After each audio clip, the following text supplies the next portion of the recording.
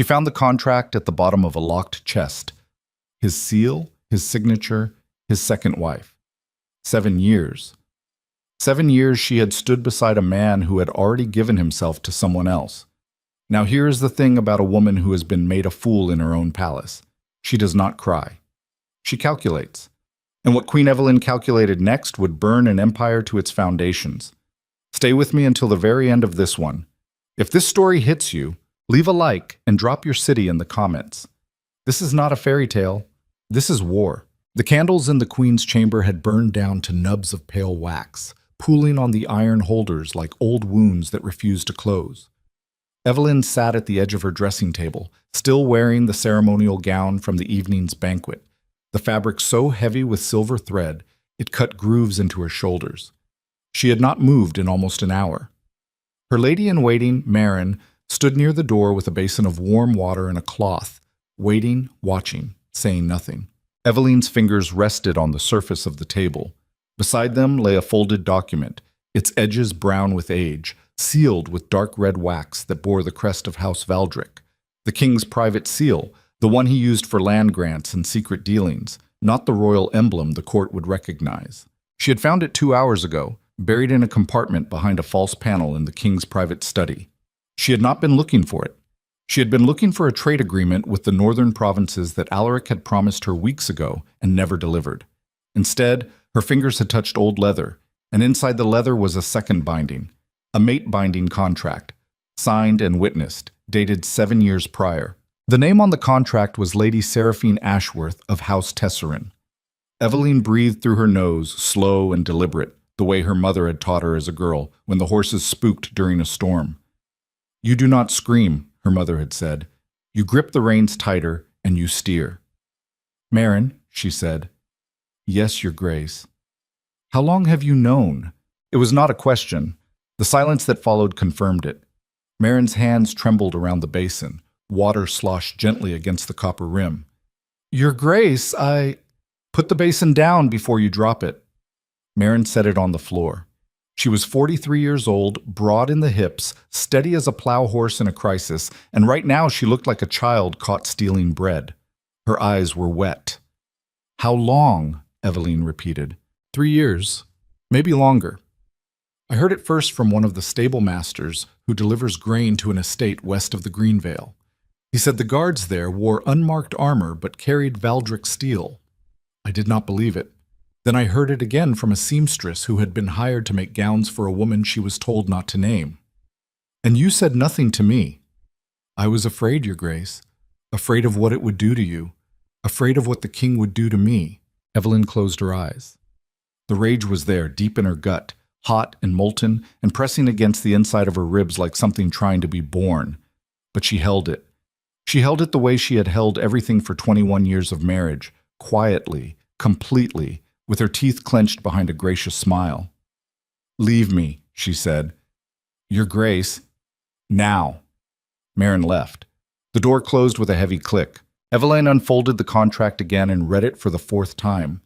The language was formal, archaic, drawn from the old codes that predated the modern royal charter. It invoked bloodline law, sacred bonding rights, and a clause of protection that guaranteed Seraphine full noble status and inheritance rights for any children produced within the union. At the bottom, 2 witness signatures. One was illegible, scratched in a hand that seemed deliberately disguised. The other she recognized immediately. Lord Cresswell, the King's Chancellor, the man who had sat across from her at dinner tonight, smiling, pouring her wine, complimenting the embroidery on her sleeves. She pressed her knuckles against the wood of the table until the joints cracked. 7 years. Seraphine had been bound to Alaric for 7 years. That meant the arrangement had begun when Evelyn was still recovering from the fever that nearly killed her after a failed pregnancy. The 3rd one. She remembered that winter with brutal clarity. She had been bedridden for 2 months, her skin the color of old parchment, her body hollowed out and raw. Alaric had visited her chamber once a week, sat in a chair near the window, and spoken about grain shipments. She had thought he was simply a man incapable of tenderness. She had forgiven him for it. Now she understood. He had not been cold. He had been elsewhere. She stood. Her knees ached from sitting so long in the stiff gown. She reached behind her neck and unclasped the silver chain that held the formal collar of her station, letting it fall onto the table with a sound like a small death. Then she began to undress herself, layer by layer, pulling at laces and hooks with fingers that shook only once before she steadied them. By the time she stood in her shift, barefoot on the cold stone floor, she had made 3 decisions. The first was that she would not confront Alaric. Not yet. Not until she understood the full shape of the conspiracy. The second was that she would find out exactly how many people in this palace had known and kept silent. The third was that every single one of them would answer for it. She did not sleep that night. She sat in the dark with the contract in her lap and listened to the wind howling through the corridor outside her chamber. And she thought about the woman she had been at 19 when she first walked through the palace gates as a bride. Hopeful, foolish, believing that loyalty would be enough. It was never enough. Loyalty without power was just obedience with a prettier name. The next morning, Eveline appeared at the royal breakfast in a gown of deep burgundy, her hair pinned in the severe northern style she had not worn in years. She smiled at every noble who greeted her. She touched the king's arm when he passed her on his way to the head of the table. She complimented the bread. Alaric looked at her once, briefly, the way a man checks a lock he is sure he bolted. Then he turned to Lord Cresswell and began discussing the border disputes with the eastern provinces. Eveline ate slowly. She watched Cresswell's hands as he spoke, the way he gestured with his left while his right stayed flat on the table, a habit of men who are used to concealing what they hold.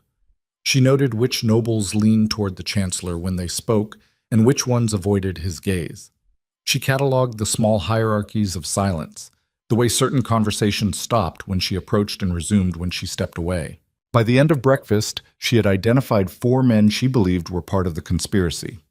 Cresswell, Lord Heron, who controlled the southern trade routes and had grown inexplicably wealthy in the last 5 years. Sir Aldrich Thane, the captain of the king's personal guard, whose loyalty to Alaric was absolute and had always struck Eveline as excessive for a military man. And finally, the court scribe, a thin, nervous man named Pentley, who kept the official records of all royal contracts and would have had to forge or destroy the original filing to keep the second binding hidden. She needed proof, not suspicion, not whispers, not the kind of half-truths that could be denied in open council. She needed documents, testimony, a chain of evidence so complete that when she pulled it tight, there would be no room to breathe. She began that afternoon. Her first move was the most dangerous. She visited the Hall of Records alone, 2 hours before the evening court session, when the archive was staffed by a single junior clerk named Dalton. He was young, barely 20, with ink-stained fingers and the earnest expression of a man who still believed the system he served was honest. "I need the registry of all royal contracts filed in the 7th year of the king's reign," Eveline said, keeping her voice light, conversational, the tone of a woman with a minor curiosity and nothing to hide. Dalton blinked. "All of them, Your Grace? That was a busy year. The Northern Compact alone, all of them." He hesitated. Then he nodded and disappeared into the stacks. Eveline stood in the dusty silence of the archive, surrounded by shelves that stretched to the ceiling, crammed with bound volumes and scrolled parchments tied with leather cord. Somewhere in this room, there was either a record of the second binding or a gap where that record should have been. Both would tell her something. Dalton returned with the heavy ledger and set it on the reading table. Eveline sat and opened it, running her finger down the entries. Tax arrangements, land grants, military commissions, trade agreements with 4 different provinces, a water rights dispute in the Western Valleys, marriage approval for a minor lord's daughter, no mate-binding contract for Lady Seraphine Ashworth. She checked twice. She checked the entries before and after the date on the contract she had found. Nothing. "Dalton," she said, "Your Grace. Have any pages been removed from this ledger recently? Within the last few years, perhaps?" The young man's face changed. It was subtle, a tightening around his mouth, a flicker in his eyes that he tried to suppress. He looked at the ledger, then at her, then at his own hands. "I would not know, Your Grace. I have only served in the archive for 2 years. But you have noticed something." Silence. Dalton swallowed. She could see the tendons in his neck working. "The binding on that ledger was re-stitched," he said quietly. "I noticed it when I first began cataloging the older volumes. Pages 9 through 12 are newer parchment than the rest. The ink does not match. Eveline looked at him. This boy, this insignificant clerk in his ink-spotted tunic, had just handed her the first real piece of evidence. Pages had been removed and replaced. Someone had physically altered the royal record to erase the second binding. "Who has access to these ledgers besides the senior scribes?" she asked. "Only the court scribe and the chancellor, your grace. And the king, of course." "Of course." She closed the ledger. "Thank you, Dalton. You have been most helpful." He looked terrified. "Your grace, please, if anyone asks—" "No one will ask, and no one will know we spoke." She left the archive and walked through the eastern corridor toward her chambers, her stride measured, her face composed. Inside, her mind was a furnace, pages removed, records forged, a conspiracy that reached into the very bones of the kingdom's legal system. This was not a man's simple affair of the heart. This was institutional betrayal, planned and executed with the precision of a military campaign. That evening, she sent a coded message to the only person she trusted outside the palace walls. Her cousin, Lord Brennan Ashford, who administered a modest estate in the far north and had never sought a position at court. Brennan was stubborn, principled, and had no ambition that could be bought. He also had connections among the northern merchant guilds, whose intelligence networks rivaled any spy operation in the empire. The message was brief. "I need your eyes and your silence. Come to the capital. Tell no one." 3 days passed. Eveline moved through the palace like a ghost, attending every function, sitting beside Alaric at every meal, performing the role of loyal wife with a precision that would have impressed the finest stage actresses in the empire. She watched, she listened, she catalogued every sideways glance, every whispered conversation that fell silent when she entered a room. On the second day, she overheard something that stopped her cold. She was walking through the garden colonnade, the enclosed walkway that ran along the western wall of the palace, when she heard two voices coming from behind a row of winter hedges. She recognized them both. Lord Heron and Sir Aldrich Thane. "The Queen is asking questions about the archive," Thane said, his voice low and rough, the voice of a man who had spent 30 years giving orders on battlefields. "Dalton told one of my men she came looking at the seventh-year ledger." "That means nothing," Heron replied. "She could be reviewing trade records. She does that. She always has. She does not visit the archive alone. She sends her secretary.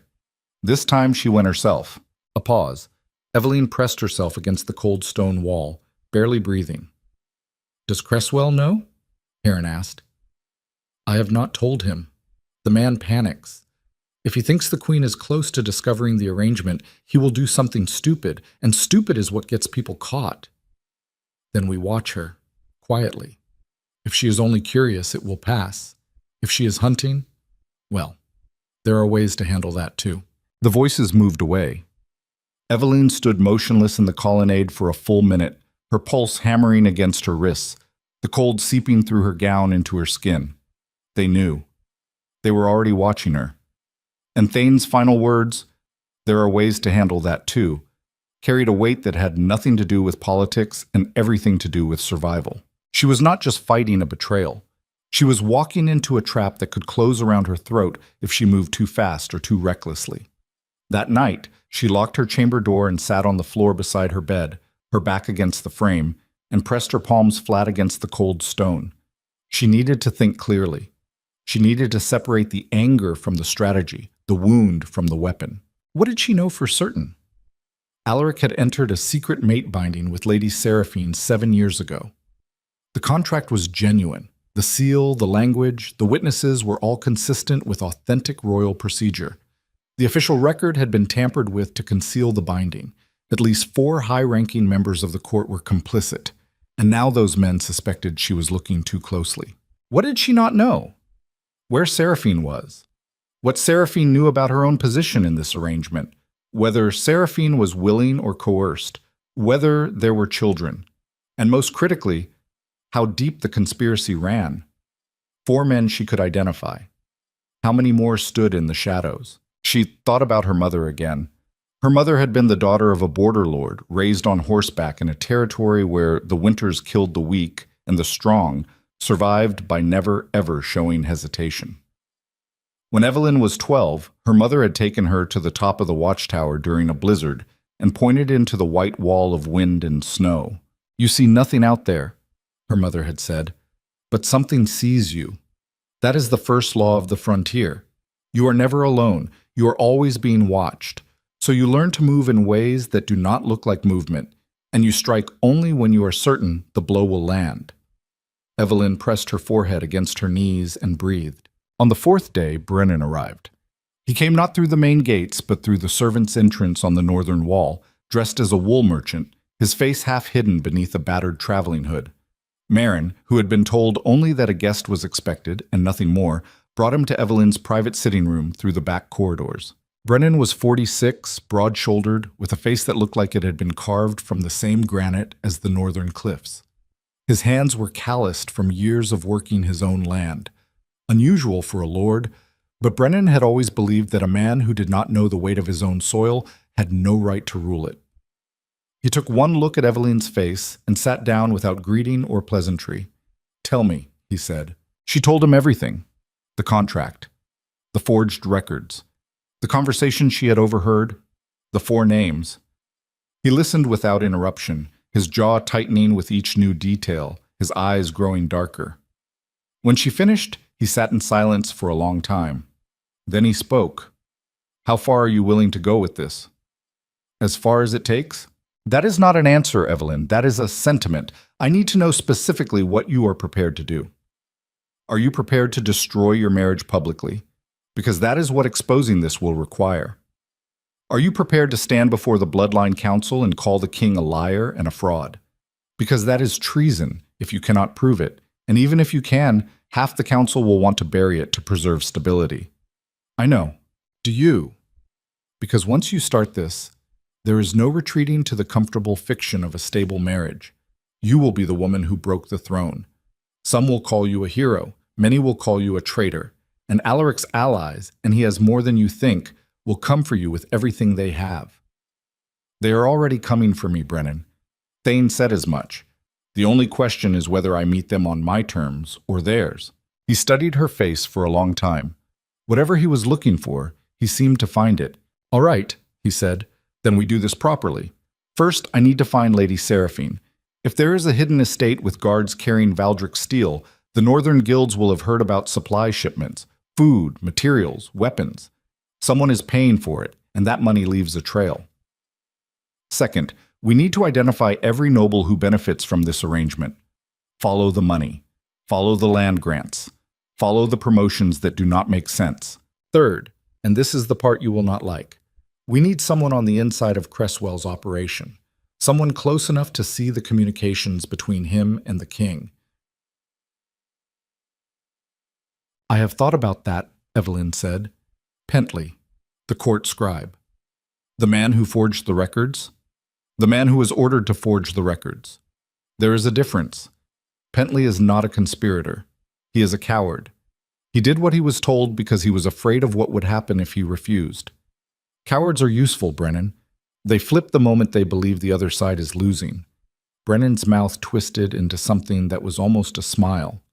"You sound like your mother." "My mother would have handled this faster. Your mother would have put a knife in Alaric's pillow and called it a hunting accident.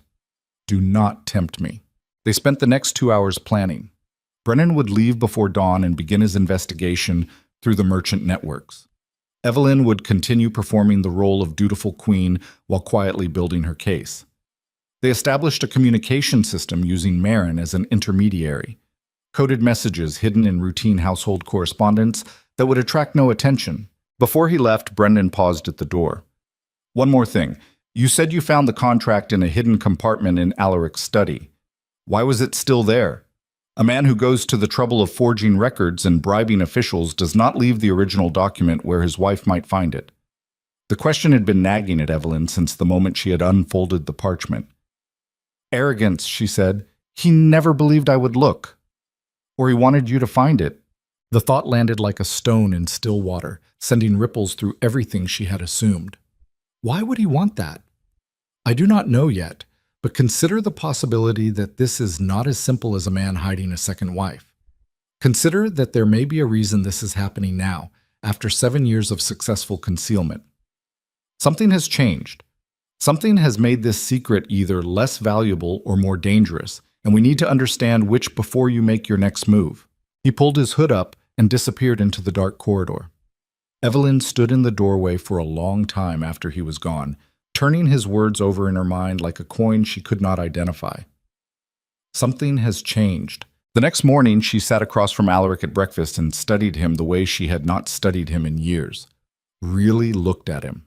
He was 52, still handsome in the angular, severe way of Valdric men, but there were shadows under his eyes that she had not noticed before, and his hands were not steady. The left one trembled faintly as he reached for his cup. It was barely visible, a vibration so slight that no one else at the table would have caught it. But Evelyn had spent 21 years reading this man's body the way a sailor reads the sea, and she knew what steady looked like. This was not it. "You look tired," she said, and it was not a kindness. It was a probe. Alaric glanced at her. For a fraction of a second, no longer than a heartbeat, something moved behind his eyes.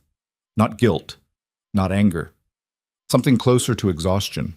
The deep, marrow-level weariness of a man carrying a weight he can no longer shift. "The border situation keeps me up," he said. "Perhaps you should delegate more to Cresswell." "Perhaps." He turned back to his plate.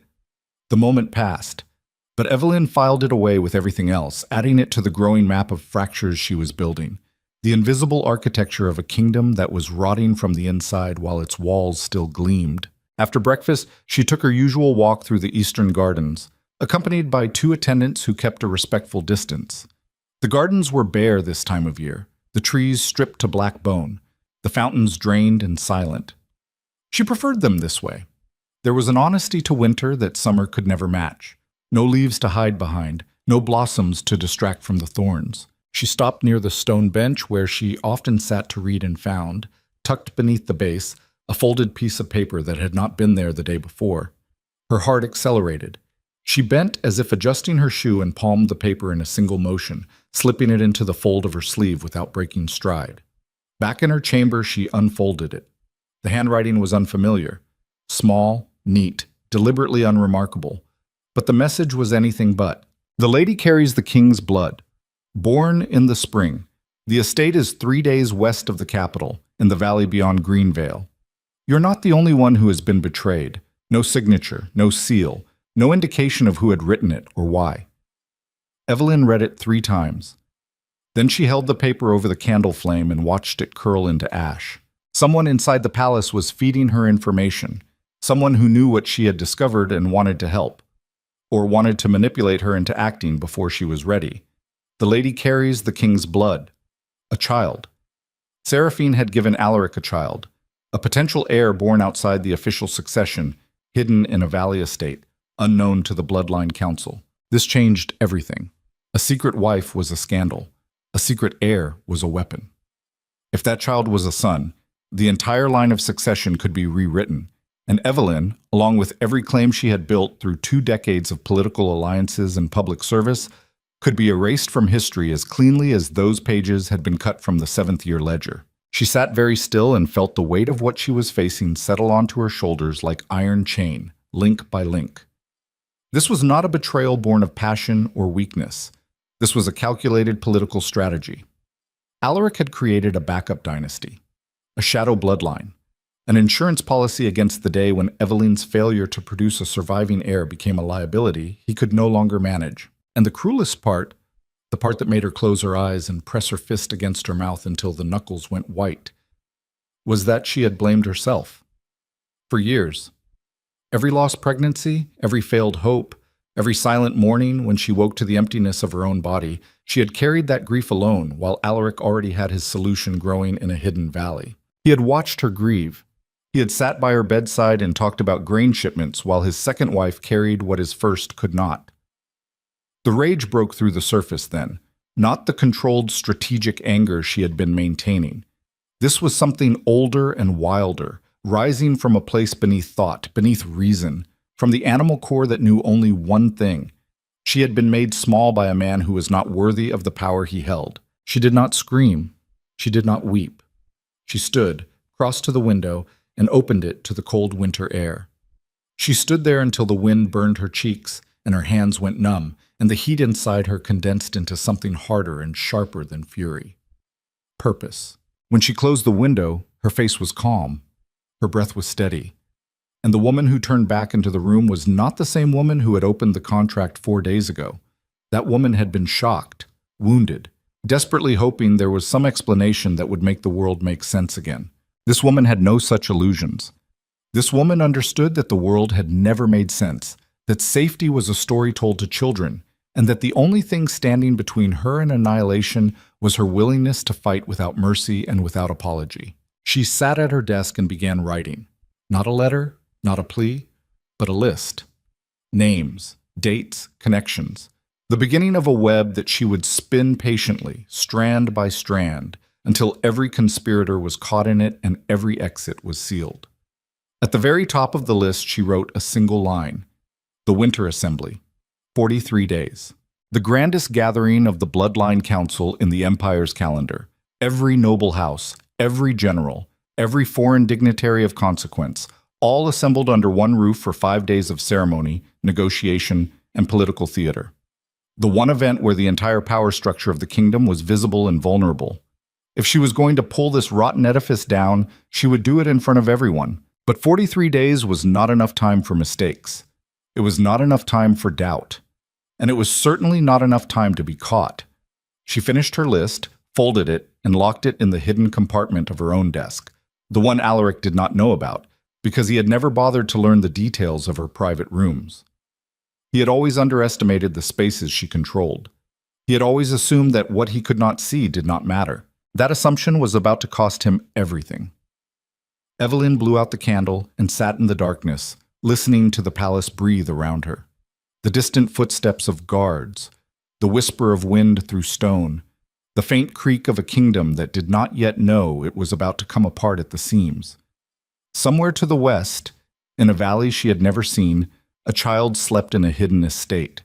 A child who carried royal blood and a claim that could reshape the empire. And somewhere in this palace, someone who had not signed that anonymous note was watching her, waiting to see what she would do next. She did not know yet if that someone was an ally or an enemy. In 43 days, it would not matter. In 43 days, she would stand before the most powerful people in the known world and set fire to every lie that had been built around her. The only question was whether the flames would consume her, too. Outside, the winter wind screamed against the palace walls, and the candles in the corridor flickered and went dark, one by one, like witnesses who had seen enough and closed their eyes. 39 days before the Winter Assembly, Brennan's first report arrived hidden inside a shipment of salted cod delivered to the palace kitchens. Marin retrieved it during the morning supply count, tucked between layers of waxed cloth, written in the merchant cipher Brennan had used since his days running supply lines for the northern border campaigns.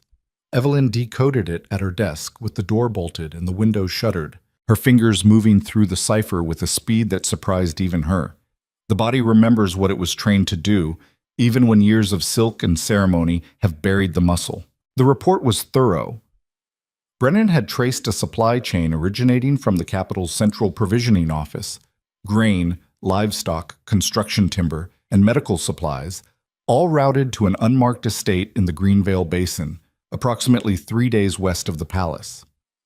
The shipments were logged under a fictitious trade company called Harmon and Vale, which Brennan's contacts had confirmed did not exist in any merchant guild registry. The payments for these shipments came from a discretionary fund controlled directly by Lord Cresswell's office, buried under a line item labeled Border Fortification Maintenance. In 5 years, the fund had disbursed more than 40,000 gold crowns to this non-existent company. 40,000 crowns, enough to build a small fortress and staff it for a decade. At the bottom of the report, Brennan had added a personal note. The northern guilds confirm the estate exists. 12 permanent guards rotating quarterly, a household staff of 9. One woman of noble bearing who has not left the grounds in over a year. And Evelyn, there is a child, a boy, roughly 6 years old, a son. She set the paper down and stared at the far wall of her chamber where a tapestry depicted a hunting scene, riders on horseback pursuing a stag through autumn woods. She had always hated that tapestry. The stag's eyes were too human, too aware of what was coming. 6 years old, The boy would have been conceived during the year Eveline spent negotiating the Southern Trade Compact, traveling between 3 provinces for months at a time while Alaric stayed in the capital. She remembered being proud of that work. She remembered thinking the king trusted her enough to send her as his representative. Now she understood. He had not sent her because he trusted her. He had sent her because he needed her gone. Every memory she revisited turned rotten. Every kindness revealed itself as calculation. Every absence explained itself as presence somewhere else. She burned the report and washed the ash down the basin. That afternoon, she made her move on Pentley. The court scribe worked in a cramped office adjacent to the Hall of Records, a room that smelled of old ink and candle tallow, and the particular staleness of a man who spent too many hours indoors. Pentley was thin, almost gaunt, with a long face and eyes that never quite settled on anything. He reminded Eveline of a rabbit caught in an open field, constantly scanning for predators, constantly ready to bolt. She came alone, which she knew would alarm him. Queens did not visit scribes. Queens sent secretaries who sent assistants who sent notes. The fact that she was standing in his doorway meant something had gone terribly right or terribly wrong, and Pentley's face made it clear he was betting on the latter. "Your Grace," he said, rising so quickly he knocked a stack of ledgers off his desk. "I was not expecting. May I offer you—" "Sit down, Pentley." He sat.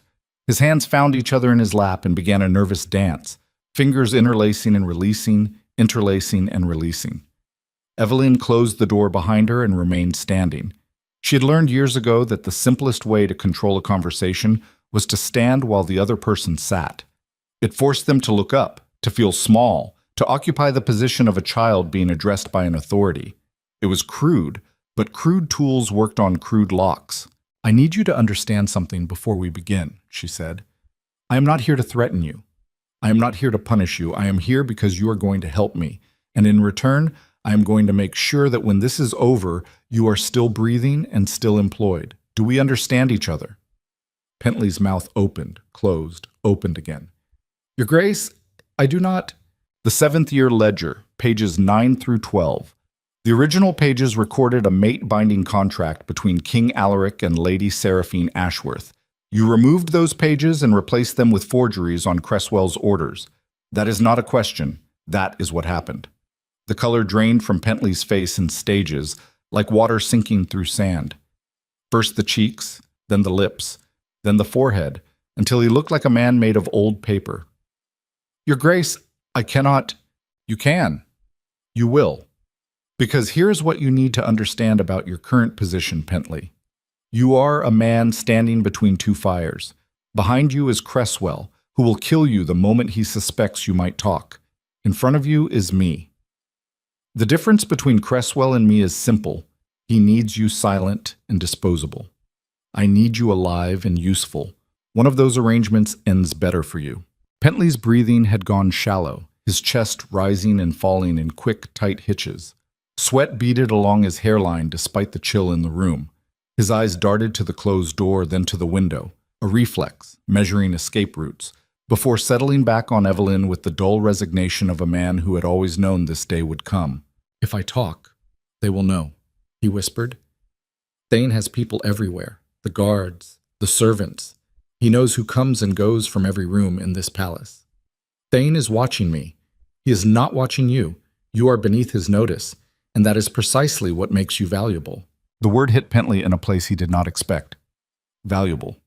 She saw it register, a flicker behind the fear, the briefest spark of something that might have been pride in a man who had spent his entire career being overlooked, underestimated, treated as furniture with a pulse. "What do you need from me?" he said. "Everything. Every document you forged, every order you received, every communication between Cresswell and the king regarding the second binding. Dates, names, amounts, all of it. And I need the original pages, the ones you removed from the ledger." Pentley's hands went still. He looked at her with an expression she had not anticipated, guilt, raw and unprocessed, rising to the surface like oil. "I kept them," he said quietly. "The original pages. I was told to burn them. Cresswell stood in this room and watched me put them in the fire. But I had already made a copy the night before.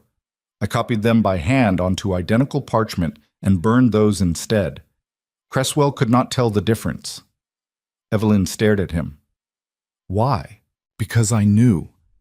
I knew that what they were asking me to do was the kind of thing that gets a man hanged when the wind changes direction. I thought, if it ever came to light, if someone ever came asking, I would need something to prove I was following orders, that I was not the architect, that I was just the hand that held the pen. She felt something shift inside her. Not sympathy. She could not afford sympathy yet, but recognition, a coward's insurance policy, the desperate logic of a small man trying to survive in a system that consumed small men without noticing. Where are the copies? Hidden. Not here. Not in the palace. I have a sister who lives in the Milford district. She keeps a lockbox for me beneath the floorboards of her cellar.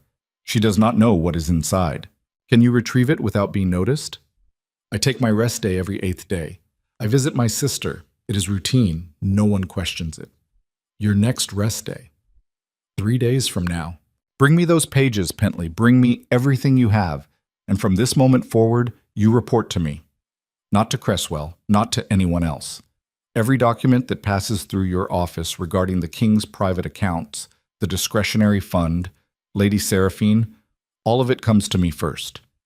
You will do this, and when the time comes, I will make sure the council knows you cooperated. That is the only shield I can offer you. Take it or leave it. Pentley swallowed. His Adam's apple bobbed like a cork in rough water. I will take it, Your Grace. Good. Now pick up those ledgers you knocked over.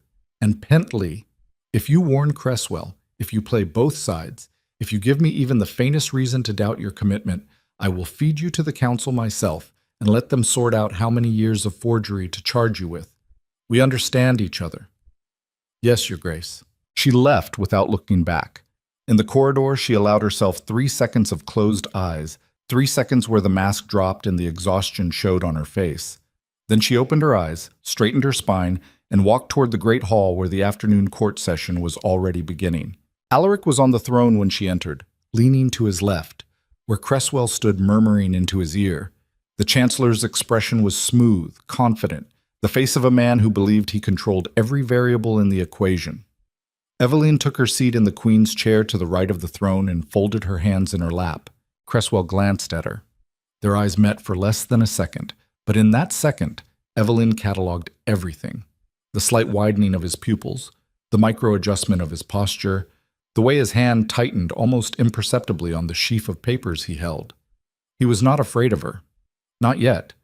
But he was aware of her in a way he had not been a week ago, and awareness was the first crack in the wall of a man's confidence. She smiled at him. A warm smile. The smile of a queen who harbored no suspicion and no ambition beyond the next banquet. She had practiced that smile for 21 years. It was flawless. The court session proceeded as they always did. Petitions from minor lords, trade disputes, a land boundary conflict between 2 provincial governors that had been dragging on for months. Evelyn sat through all of it, attentive, composed, offering the occasional comment that was expected of her. She played the role so well that she sometimes forgot it was a role. But today, beneath the performance, her mind was mapping the room. She counted allies and enemies the way a general counts troops before a battle. Lord Heron sat in the 3rd row, his thick fingers laced over his belly, radiating the self-satisfaction of a man whose wealth insulated him from consequence. Sir Aldrich Thane stood against the back wall in full ceremonial armor, arms crossed, watching the proceedings with the flat, assessing gaze of a predator resting between hunts. And scattered through the rows of noble seats were faces she was beginning to sort into categories. Those who knew, those who suspected, and those who had been kept in the dark. She identified 9 nobles she believed were directly benefiting from the conspiracy. Men and women whose land grants, trade privileges, or military appointments had been approved through Cresswell's office under suspicious circumstances in the last 7 years. 9 people whose loyalty to the king was not born of respect or duty, but of complicity. They were partners in the crime, and they would defend the secret with the same ferocity they defended their own positions, because the 2 were now inseparable. Against them, she counted her own assets: Brennan and his Northern Intelligence Network; Pentley, fragile and frightened but holding crucial evidence; Marin, loyal despite her years of silence; and the anonymous note writer, whose identity and motives remained a void in her calculations. a wild factor she could neither trust nor dismiss. That evening, after the court session ended, Eveline made a decision that would accelerate her timeline and multiply her risk. She decided to find Lady Seraphine. Not through Brennan's slow, cautious intelligence operation. Not through intermediaries and merchant networks and coded messages hidden in fish shipments. She would go herself. She would look this woman in the eye and learn the truth of what she was, victim or conspirator, pawn or player. She told Marin to prepare traveling clothes suitable for a merchant's wife. Simple, unremarkable. The kind of garments that would allow a woman to pass through the countryside without attracting attention. Marin, to her credit, did not argue. She simply asked when. Tomorrow, before dawn.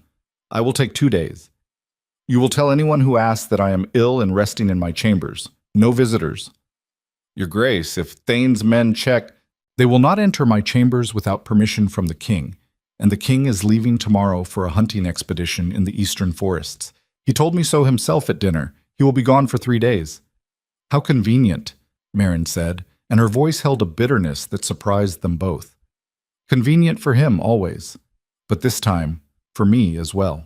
Before first light, Eveline slipped out of the palace through the same servant's entrance Brennan had used. She wore a heavy wool cloak over a plain linen dress, her hair covered, her face bare of the cosmetics and adornments that marked her as royalty. Without them, she looked like what she had been before the crown, a northern border lord's daughter with hard eyes and an economy of movement that came from growing up in a land where wasted effort cost warmth and warmth cost survival. She hired a horse from a stable outside the city walls using coin she had taken from her private reserve, giving her name as Alara, a wool trader traveling to the western valleys. The stable master did not look at her twice. She rode west for 2 days through frost-hardened roads and thinning forest, sleeping the first night in a roadside inn where the food was bad and the mattress smelled of old straw, and the silence was the most peaceful thing she had experienced in weeks.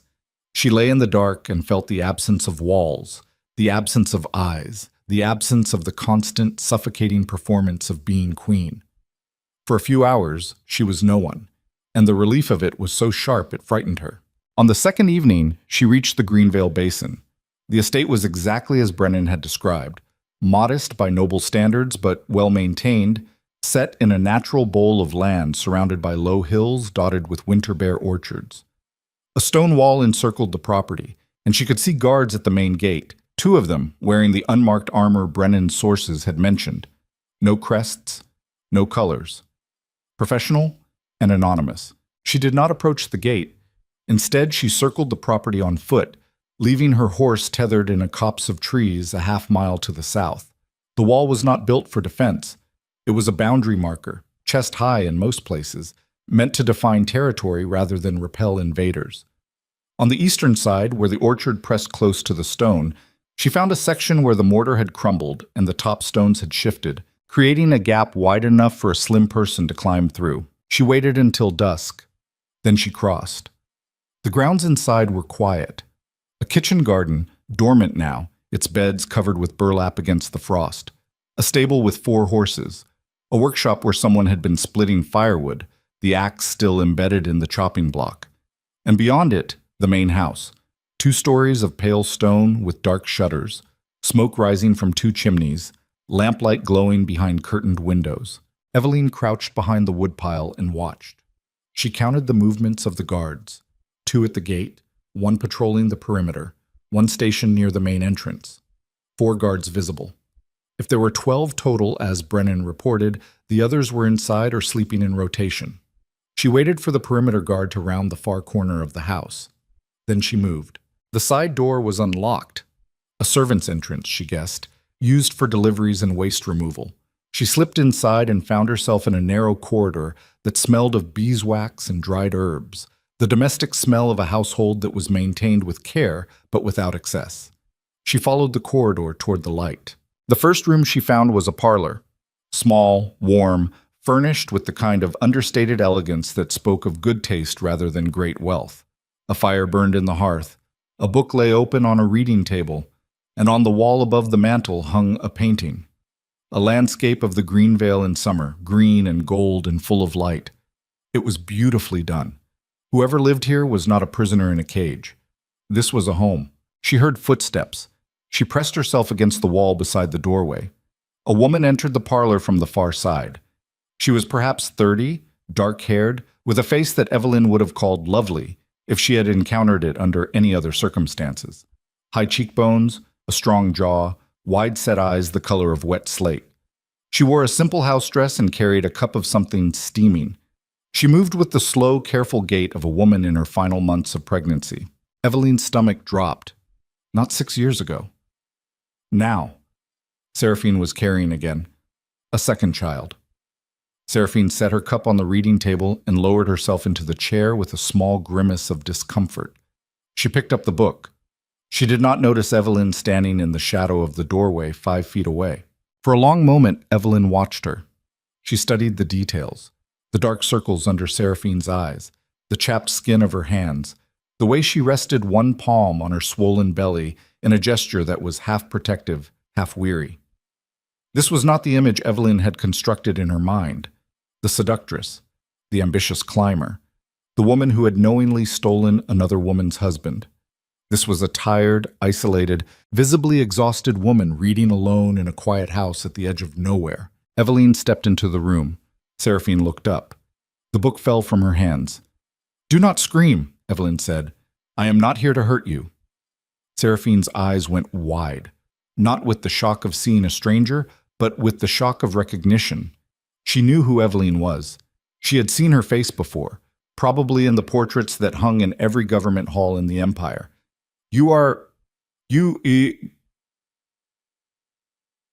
I am the Queen, and you are Lady Seraphine Ashworth, who has been bound to my husband for 7 years and is currently carrying his second child. We have a great deal to discuss." Seraphine's hands went to her belly. Her face cycled through emotions so quickly, Evelyn could barely track them. Terror, shame, defiance, and then something unexpected. Relief. Naked, devastating relief, as if a door she had been pounding on for years had finally opened. "How did you find me?" Seraphine said. Her voice was steadier than Evelyn expected. "That does not matter. What matters is what you tell me in the next hour. I need to know everything. How this began, what you were promised, who arranged it, and whether you entered into this bond willingly." Seraphine stared at her for a long time. Then she laughed, and it was not a happy sound. It was the laugh of a woman who had swallowed years of silence and found them turning to poison inside her. "Willingly," she said. "You want to know if I chose this. You want to know if I am your enemy. I want to know the truth. The truth." Seraphine set her jaw. The relief was gone now, replaced by something harder, older, a bedrock anger that Evelyn recognized because she carried the same thing inside her own chest. "The truth is that I was 17 years old when Lord Cresswell came to my father's house and told him that the king required a second bond. A private one. My father was dying of the wasting sickness. Our house was bankrupt. Cresswell offered to clear every debt and guarantee our family's survival in exchange for my compliance. I did not say yes. My father said yes. And then he died 6 months later, and I was alone in this house with guards at the gates and a man who visited 4 times a year." Evelyn sat down across from her, not because her legs were steady, but because they were not. "He visits 4 times a year," Evelyn repeated. "He comes for a week each season. He is not cruel. He does not strike me. He does not raise his voice. He sits in that chair where you are sitting now, and he talks about the kingdom, and he holds his son, and then he leaves. And every time he leaves, the guards stay, and the walls stay, and I stay. For 7 years. Your son. Tell me about him." Seraphine's expression softened. It was the only moment of genuine warmth Evelyn had seen since entering the room. "His name is Corwin. He is 6. He has his father's jaw and my mother's eyes. He asks me why we never leave the grounds, and I tell him it is because the world outside is dangerous. He believes me because he has never seen it." The silence that followed was thick enough to touch. "Did you know about me?" Evelyn asked. "Of course I knew. Everyone knows the Queen. Your face is on every coin in the empire. Did you know he was hiding me from you, or you from me?" "Both. He hid everything. That is what he does. He keeps everyone in separate rooms and makes sure no one ever compares notes. I knew you existed. I did not know if you knew I existed. And I spent the first 3 years hoping you would find out, because I thought, I thought the queen would save me. I thought if you knew, you would come. And then the years passed and you did not come, and I realized you did not know, and I stopped hoping. Evelyn felt the words land in her chest like arrows, each one precise, each one drawing blood from a wound she had not known was there. This woman had waited for her, had imagined rescue from the queen, from Evelyn, and Evelyn had been sitting in the palace eating breakfast across from the man who kept them both in cages of different sizes. I am here now, Evelyn said. Why? Because I am going to tear this apart, all of it, the contract, the conspiracy, the men who built this lie. I'm going to expose it at the Winter Assembly in front of every noble house in the empire, and I need your testimony. Seraphine's hand tightened on her belly. If I testify, my son loses his claim. His blood becomes illegitimate. His blood was never legitimate. The bond was made in violation of royal law. The king cannot enter a second binding while the first queen lives. Cresswell knew that. Your father knew that. The contract is void, and it has always been void. Corwin's claim was a fiction designed to serve Alaric's interests, not your son's. But he is still the king's son. He is, and I will not punish a child for the crimes of his father. That is not what I'm here to do. Seraphine searched her face. The two women sat across from each other in the small, warm room while the fire cracked and the wind pressed against the shutters outside. And for the first time in this entire nightmare, Evelyn felt the peculiar, painful solidarity of two people who had been damaged by the same man and were only now discovering the full shape of what he had done to them. What happens to me if I help you? Seraphine asked. You leave this house. You take your son. I will arrange safe passage to the northern provinces, where my cousin has an estate beyond the reach of Cresswell's network. You will be protected. And if I refuse, then you stay here, in this house, with guards at your gates and a man who visits 4 times a year. And when the assembly comes and the truth comes out, and it will come out, Seraphine, with or without your help, you will be caught in the wreckage with no one to speak for you. Seraphine closed her eyes. A single tear tracked down her left cheek. She did not wipe it away. He told me I was chosen, she whispered. He said the bloodline needed strength, needed insurance. He made it sound noble, like I was serving something greater than myself. And I believed him because I was 17 and my father was dead, and there was no one left to tell me it was all a lie. It was all a lie. I know that now. She opened her eyes. I have known it for years, but knowing and doing are different things when you're alone and afraid, and the walls never move. The walls are about to move. Seraphine looked at her, really looked at her, and Evelyn saw the moment the decision crystallized. It was not a dramatic gesture. It was a settling, a quiet realignment of the spine, the shoulders, the jaw, the posture of a woman who had decided to stop waiting. Tell me what you need from me, Seraphine said. They talked for 3 hours. Seraphine provided details that Evelyn could not have obtained from any other source. The names of the men who had arranged the original binding ceremony, the location of the private chamber where the contract was signed, the identity of the second witness whose signature had been illegible on the document. It was Lord Drustin Vey, a minor noble from the eastern border who had since been elevated to provincial governor. Another piece of the pattern. Another man whose sudden rise in power now made sickening sense. Seraphine also revealed something that Evelyn had not anticipated. Alaric was ill.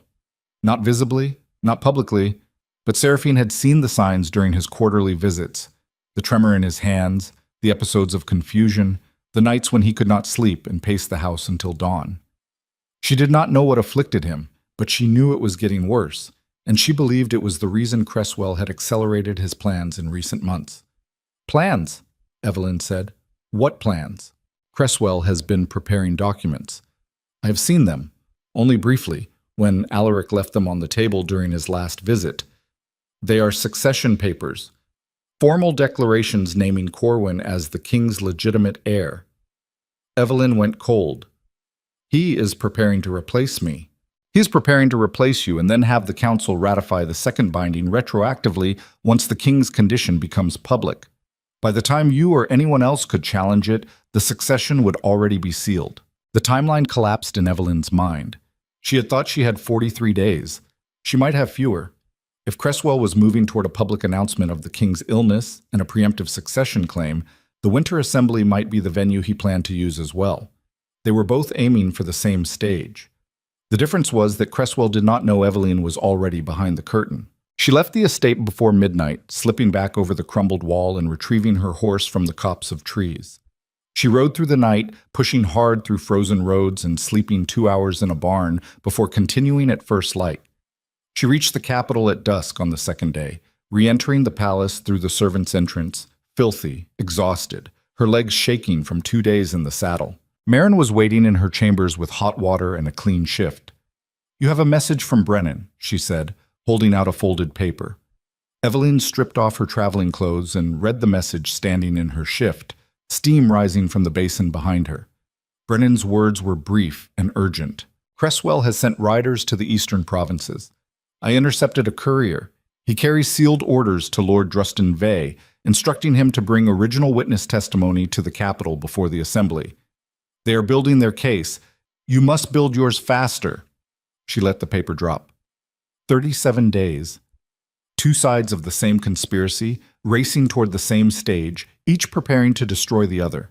But Cresswell had one advantage she could not match: the full machinery of the crown behind him, the king's seal, the treasury, the military loyalty of Thane and his guards.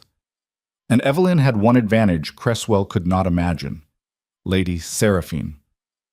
The woman he had locked away as a silent instrument of succession was about to become the weapon that dismantled his entire operation from the inside out. Evelyn dried her hands, sat at her desk, and began writing. Not a letter, not a list, an order of battle. At the top, in letters she pressed so hard the ink bled through to the other side of the page, she wrote 3 words that would govern every decision she made from this night forward: no mercy given. And downstairs, in the great hall she could not see from her window, Lord Cresswell was sitting across from Sir Aldrich Thane, and the words coming out of his mouth were these: "The Queen has not been seen in 2 days. Her chambers were locked. Marin says she was ill. I do not believe it. Find out where she went."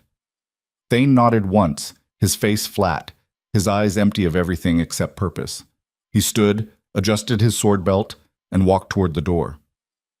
The hunt had begun on both sides now, and there was no version of what came next where everyone survived. Thane moved faster than Evelyn anticipated. Within 2 days of her return from Greenvale, his network had pieced together enough to make her stomach turn cold. A stable master outside the city walls remembered a woman matching her build who had hired a horse heading west. A roadside innkeeper recalled a lone traveler, female, northern accent, who paid in old coin and left before sunrise. The trail was not complete. Thane did not yet have proof she had reached Seraphine's estate, but it was close enough to shift the atmosphere inside the palace from quiet suspicion to something far more dangerous. Evelyn felt the change the way animals feel a coming storm. Conversations near her became shorter.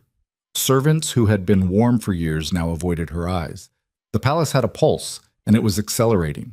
On the morning of the 35th day before the winter assembly, she entered the breakfast hall and found Cresswell already seated at the king's right hand, a position typically reserved for the queen's chair. Alaric sat at the head of the table, eating in silence. He did not look at Evelyn when she entered. He did not acknowledge her at all. She took the empty chair to the king's left and sat without comment. Her spine was straight, her hands steady, her face neutral. But beneath the table, she pressed her thumbnail into the pad of her index finger, hard enough to leave a white crescent, a small pain to anchor herself against the larger one building inside her chest. Cresswell leaned forward. "Your Grace, you look well recovered. We were told you were indisposed for 2 days. A fever, I believe Marin said." "A mild one. It passed." "How fortunate. The court physician was concerned. He recommended a visit, but your chambers were locked." "I prefer to rest undisturbed." "Of course." Cresswell's smile was a masterpiece of controlled aggression. Warm on the surface, clinical underneath, the smile of a man measuring how much rope to give before pulling the knot tight. "Still, we should have the physician examine you. The winter assembly is approaching, and we cannot have the queen falling ill during the most important event of the year." The word "we" landed like a slap. We. As if Cresswell were a partner in her health, a co-custodian of her body. As if his concern were anything other than surveillance dressed in courtesy. "I will consider it," Evelyn said, and reached for the bread. Alaric said nothing throughout the exchange. His silence was its own kind of violence, the absence of defense, the refusal to intervene, The tacit permission granted by a man who had decided his wife's humiliation was an acceptable cost of maintaining his chancellor's loyalty. She had spent 21 years learning to read Alaric's silences, and this one said everything. He knew Cresswell was testing her, and he had chosen not to stop it. She ate slowly and deliberately, tasting nothing.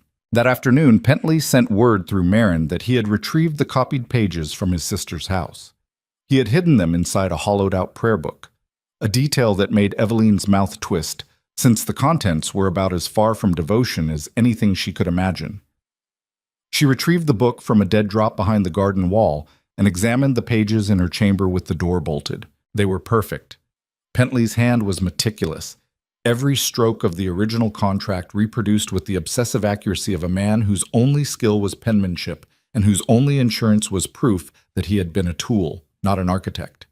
The binding contract, the witness signatures, the financial terms, and something the original document in Alaric's study had not contained, a supplementary clause, written in Cresswell's own hand, specifying that in the event of the Queen's death or formal removal, Lady Seraphine would be elevated to consort with full succession rights for any male offspring. In the event of the Queen's death. Evelyn read the line 3 times. Each reading peeled back another layer of what she had assumed about her own safety. She had believed, naively she now understood, that the conspiracy was about concealment, hiding the second wife, protecting the secret, managing the political fallout. It was not about concealment. It was about replacement. The clause was a roadmap. If Eveline died, Seraphine ascended. If Eveline was formally removed, through scandal, through a manufactured charge of treason, through some legal mechanism that Cresswell could engineer, the same result. She was not an obstacle to be worked around. She was a problem to be solved. Her hands were shaking.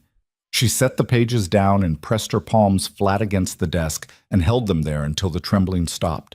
She breathed the way her mother had taught her. In through the nose, out through the mouth, slow enough to feel each rib expand and contract, slow enough to bring the heart rate down from gallop to canter. She had walked into this believing she was fighting for justice, for truth, for the dignity of a queen who had been deceived. Now she understood that she was fighting for something far more basic. She was fighting to stay alive. The insight did not paralyze her. It clarified her. Every remaining softness in her approach, every hesitation born of wanting to do this the right way, the dignified way, the way that preserved some fragment of the marriage she had invested her life in, burned off like frost in direct sunlight. What remained was bone, calculation. The cold recognition that the woman who walked into the winter assembly needed to be someone Evelyn had never been before. She gathered the pages, hid them in the compartment beneath her desk, and sat in the dark for a long time. The next 7 days passed in a state of controlled intensity that tested every nerve she had. Brennan's reports continued to arrive through the fish merchant courier, each one adding new threads to the web. Financial records showing payments from the discretionary fund to 5 additional nobles she had not previously identified. A land grant in the western provinces signed by Alaric and countersigned by Cresswell that transferred 1,000 acres of crown land to a holding company controlled by Lord Heron's wife, and a military dispatch authorizing Thane to station a private garrison at the Greenvale estate that was filed under the category of bandit suppression, despite no bandit activity being reported in that region in over a decade. The conspiracy was larger than she had imagined. Not 4 men, not 9. At least 15 nobles across 6 provinces were receiving direct benefits from the arrangement, creating an interlocking network of dependency that explained why the secret had held for 7 years. Everyone who knew had a reason to stay silent, because silence was the price of their prosperity. Pentley, meanwhile, was performing his role with a desperate energy that bordered on recklessness. He copied documents from Cresswell's office during the Chancellor's afternoon meetings, slipping them to Marin in the corridors between sessions. Each delivery came with the same haunted expression, the face of a man walking a wire over a canyon who could feel the wind picking up. On the 28th day before the assembly, the wire snapped. Evelyn was in her sitting room reviewing Brennan's latest intelligence when Marin burst through the door without knocking. Her face was the color of old ash. She was breathing in short, ragged bursts, and her hands were clenched at her sides. "Pentley is gone," she said. Evelyn stood. "What do you mean, gone?" "His office is empty. His rooms have been cleared. The other clerks say he left in the night with an escort, 2 of Thane's men. The floor shifted beneath Evelyn's feet. Not physically, but in the way the world shifts when a load-bearing wall cracks and everything above it begins to settle in new and dangerous directions. Were there signs of struggle? No, his quarters were orderly. His personal effects are missing. It looks like he packed. Or someone packed for him. Marin swallowed. Your Grace, if they took him, if he talks, they know everything we have been building. They know about the copied pages, the financial trail, the witness identifications. They know I visited Seraphine. The silence that followed was not empty. It was full of implications, of cascading failures, of a dozen plans unraveling simultaneously like thread pulled from a single seam.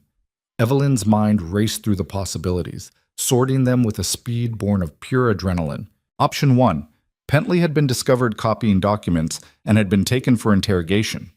In this scenario, Cresswell would extract everything Pentley knew, and within hours, Thane would move to secure the Queen under some pretense: illness, protection, a manufactured threat, effectively placing her under house arrest until the assembly, where Cresswell's succession plan would proceed unopposed.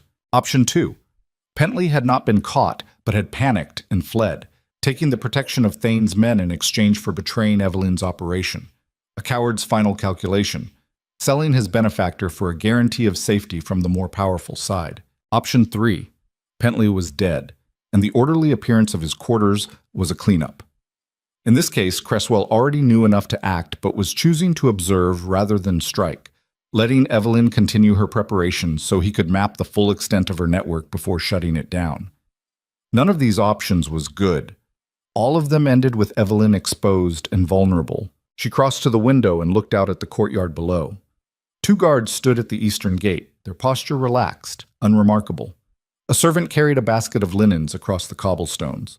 A stable boy led a horse toward the water trough. The palace continued its daily rhythm as if nothing had changed. But everything had changed.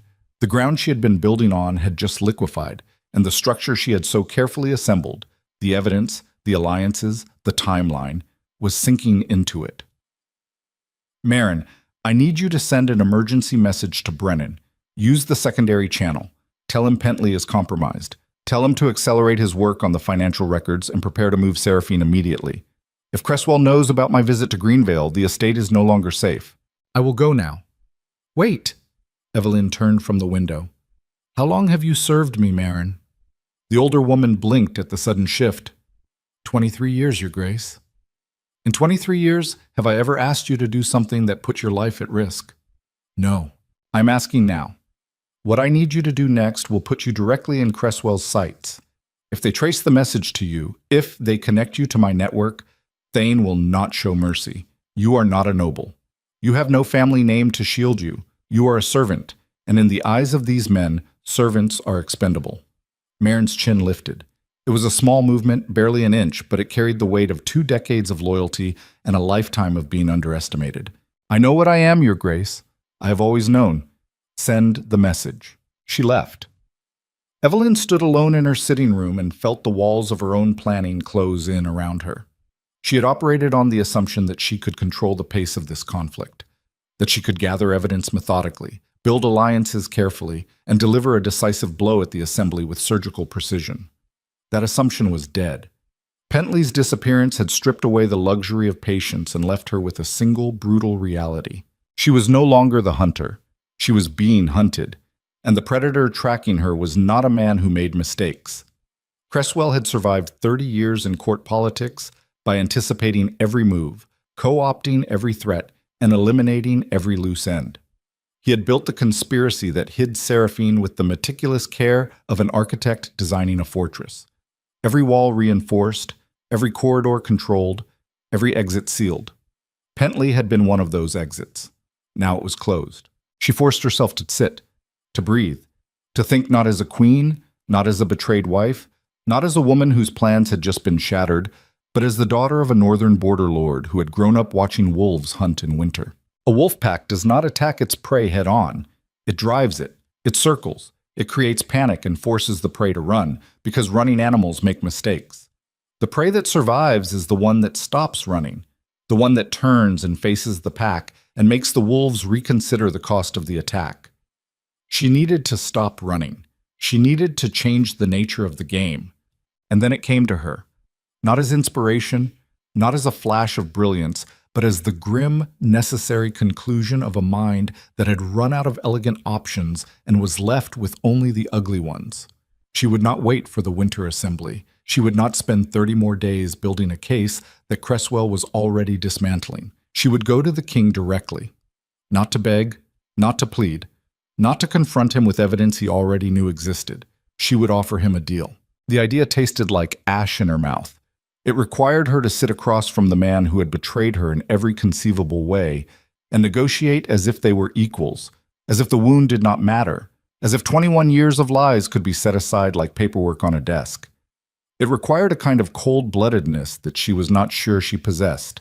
But possession was not the question. Survival was. She sent word to the king's chamberlain that the queen requested a private audience at Alaric's earliest convenience. The response came within the hour. The king would receive her that evening, after the court session, in his private study. The same study where she had found the contract. She spent the afternoon preparing, not evidence, not arguments, herself. She bathed in cold water until her skin prickled and her mind sharpened. She dressed in the deep burgundy she had adopted since this began, the color of northern authority, the color her mother wore when negotiating with hostile border lords. She pinned her hair in the severe style. She left off every ornament except her signet ring, the one piece of jewelry that was hers by blood rather than marriage. When she looked in the mirror, the woman staring back was not the queen the court had known for 2 decades, gracious, accommodating, content to stand in the shadow of a man who did not deserve her. This woman was stripped of decoration and pretense, reduced to her essential components, and what those components added up to was something far more dangerous than anything Alaric or Cresswell had accounted for. She entered the king's study at the appointed hour. The room was dim, lit by a single candelabra on the desk and the dying light of a winter sunset through the narrow windows. Alaric sat behind the desk in his shirt sleeves, the formal coat of his office draped over the back of his chair. He looked tired. The tremor in his left hand was more pronounced than it had been at breakfast a week ago, and there were new hollows beneath his cheekbones, as if something inside him was slowly consuming the substance of his face. He looked up when she entered and gestured to the chair across from him. "Sit." She remained standing. "I will not take long." Something flickered across his face. Annoyance, perhaps, or the mild surprise of a man who was accustomed to being obeyed in small things and found the refusal unsettling. "I know about Seraphine," Eveline said. "I know about the binding contract. I know about Corwin. I know about the second pregnancy. I know about the forged records, the discretionary fund, the 15 nobles receiving payments for their silence, and the supplementary clause in Cresswell's handwriting that specifies my removal or death as a precondition for Seraphine's elevation." The words landed in the room like stones dropped into a frozen lake. Each one created a crack, and the crack spread. Alaric did not move. He did not blink. He sat behind his desk with his hands flat on the surface, and Eveline watched the information process behind his eyes. The rapid calculation, the threat assessment, the search for leverage. Even now, even caught, his first instinct was not guilt or shame. It was strategy. "Who told you?" he said. "That is not your concern. Everything in this kingdom is my concern. This kingdom is built on a lie that I am about to expose, so I would reconsider the scope of what you believe you control." Silence. Alaric's jaw tightened. The tremor in his hand intensified, and he curled his fingers into a fist to hide it, a gesture so familiar, so practiced, that Eveline realized he had been hiding it for months, maybe longer. "What do you want, Eveline?" "I want a formal separation, announced before the winter assembly, ratified by the Bloodline Council. I retain my title, my estates, and my position on the Advisory Council. The second binding is dissolved. Seraphine and her children are given safe passage to the northern provinces. And Cresswell, Heron, Thane, and every noble who profited from this conspiracy is stripped of rank and remanded to the council for investigation." Alaric stared at her. Then slowly, something moved across his face that she had never seen before. Not in 21 years, not in their worst arguments, not during the failures and the grief and the long silences that had defined their marriage. It was respect, reluctant, bitter, resentful respect, the kind a man gives to an opponent he has underestimated and can no longer dismiss. "You have been busy," he said. "You gave me no choice." "There is always a choice. You could have looked the other way. Half the queens in this empire's history have done exactly that." "I am not half the queens in this empire's history." "No." He leaned back in his chair. "No, you are not." He was quiet for a long time. The light outside was fading, and the shadows in the room grew thicker, pooling in the corners and beneath the furniture like dark water rising. "You understand what you are asking me to do," he said finally. "You are asking me to destroy my own chancellor, humiliate my closest allies, and dismantle the succession plan I have spent 7 years building. In exchange, I get a separation that makes me look weak and a queen who walks away with more power than she had before. Yes. And if I refuse, then I go to the assembly with everything I have, and I let the Bloodline Council tear you apart in public. You will lose the throne, not just the marriage. And your son, the one you hid in a valley to protect, will grow up with a father's name that is synonymous with disgrace." Alaric's eyes darkened. She had found the nerve. Not his pride, not his power, not even his reputation. His son. The child he had hidden and protected and visited 4 times a year was the one vulnerability in his armor that no amount of political calculation could seal. "You would use my son as leverage. You used me as a mask for 21 years. Do not speak to me about leverage." The room was so quiet she could hear the candle flames consuming wax. The sound was small and relentless, the sound of something being devoured one molecule at a time. Alaric rose from his chair. He moved to the window and stood with his back to her, his silhouette outlined against the last gray light of the sky. She watched the tremor move from his hand up through his arm, a visible pulse of whatever was eating him from the inside. "I need 3 days," he said. "You have 2. He turned. And for one instant, brief, unstable, gone almost before it registered, she saw something in his eyes that was not calculation or strategy or the cold machinery of a king managing a crisis. It was exhaustion. The bone-deep fatigue of a man who had been carrying a structure too heavy for one person, who had built his lie so large and so complex that it had become a prison for its architect as much as its victims. 2 days, he said. Fine. Evelyn left the study without another word. She walked through the corridor toward her chambers with a measured stride, her face composed, her breathing even. She did not allow herself to feel anything until she was behind her own locked door. Then she sat on the edge of her bed and pressed both hands against her face and held them there while the trembling she had been suppressing for the last hour finally broke through. Not fear, not triumph.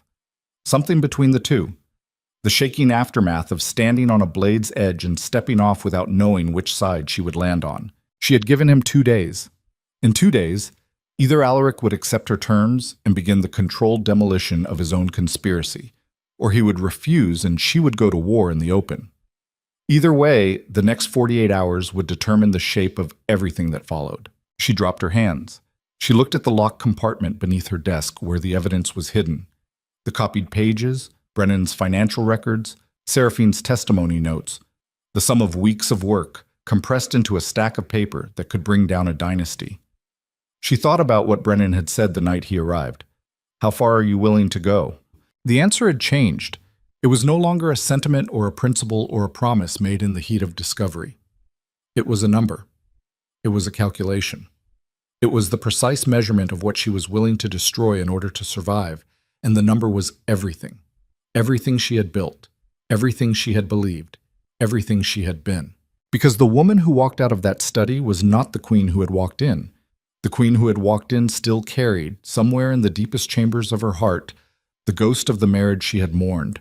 The woman who walked out had buried it, had sealed the crypt and walked away without looking back, and understood with absolute clarity that what she was doing now was not justice and not revenge, but the oldest act in the human repertoire. Survival, pure and unadorned and merciless. She slept 3 hours. At dawn, Marin woke her with a face that told her everything before a single word was spoken. Brennan's courier was intercepted last night, Marin said. The secondary channel is compromised. Thane's riders caught the merchant outside the northern gate. They have the message. Eveline sat up. The cold of the stone floor hit her bare feet, and the shock of it ran up through her legs into her spine, a jolt that snapped her fully awake. All of it. All of it. The message named Seraphine. It named the estate. It named the financial records Brennan was compiling. Brennan himself. I do not know. The courier was taken. Whether Brennan escaped or was captured, I have no way to know. Eveline stood.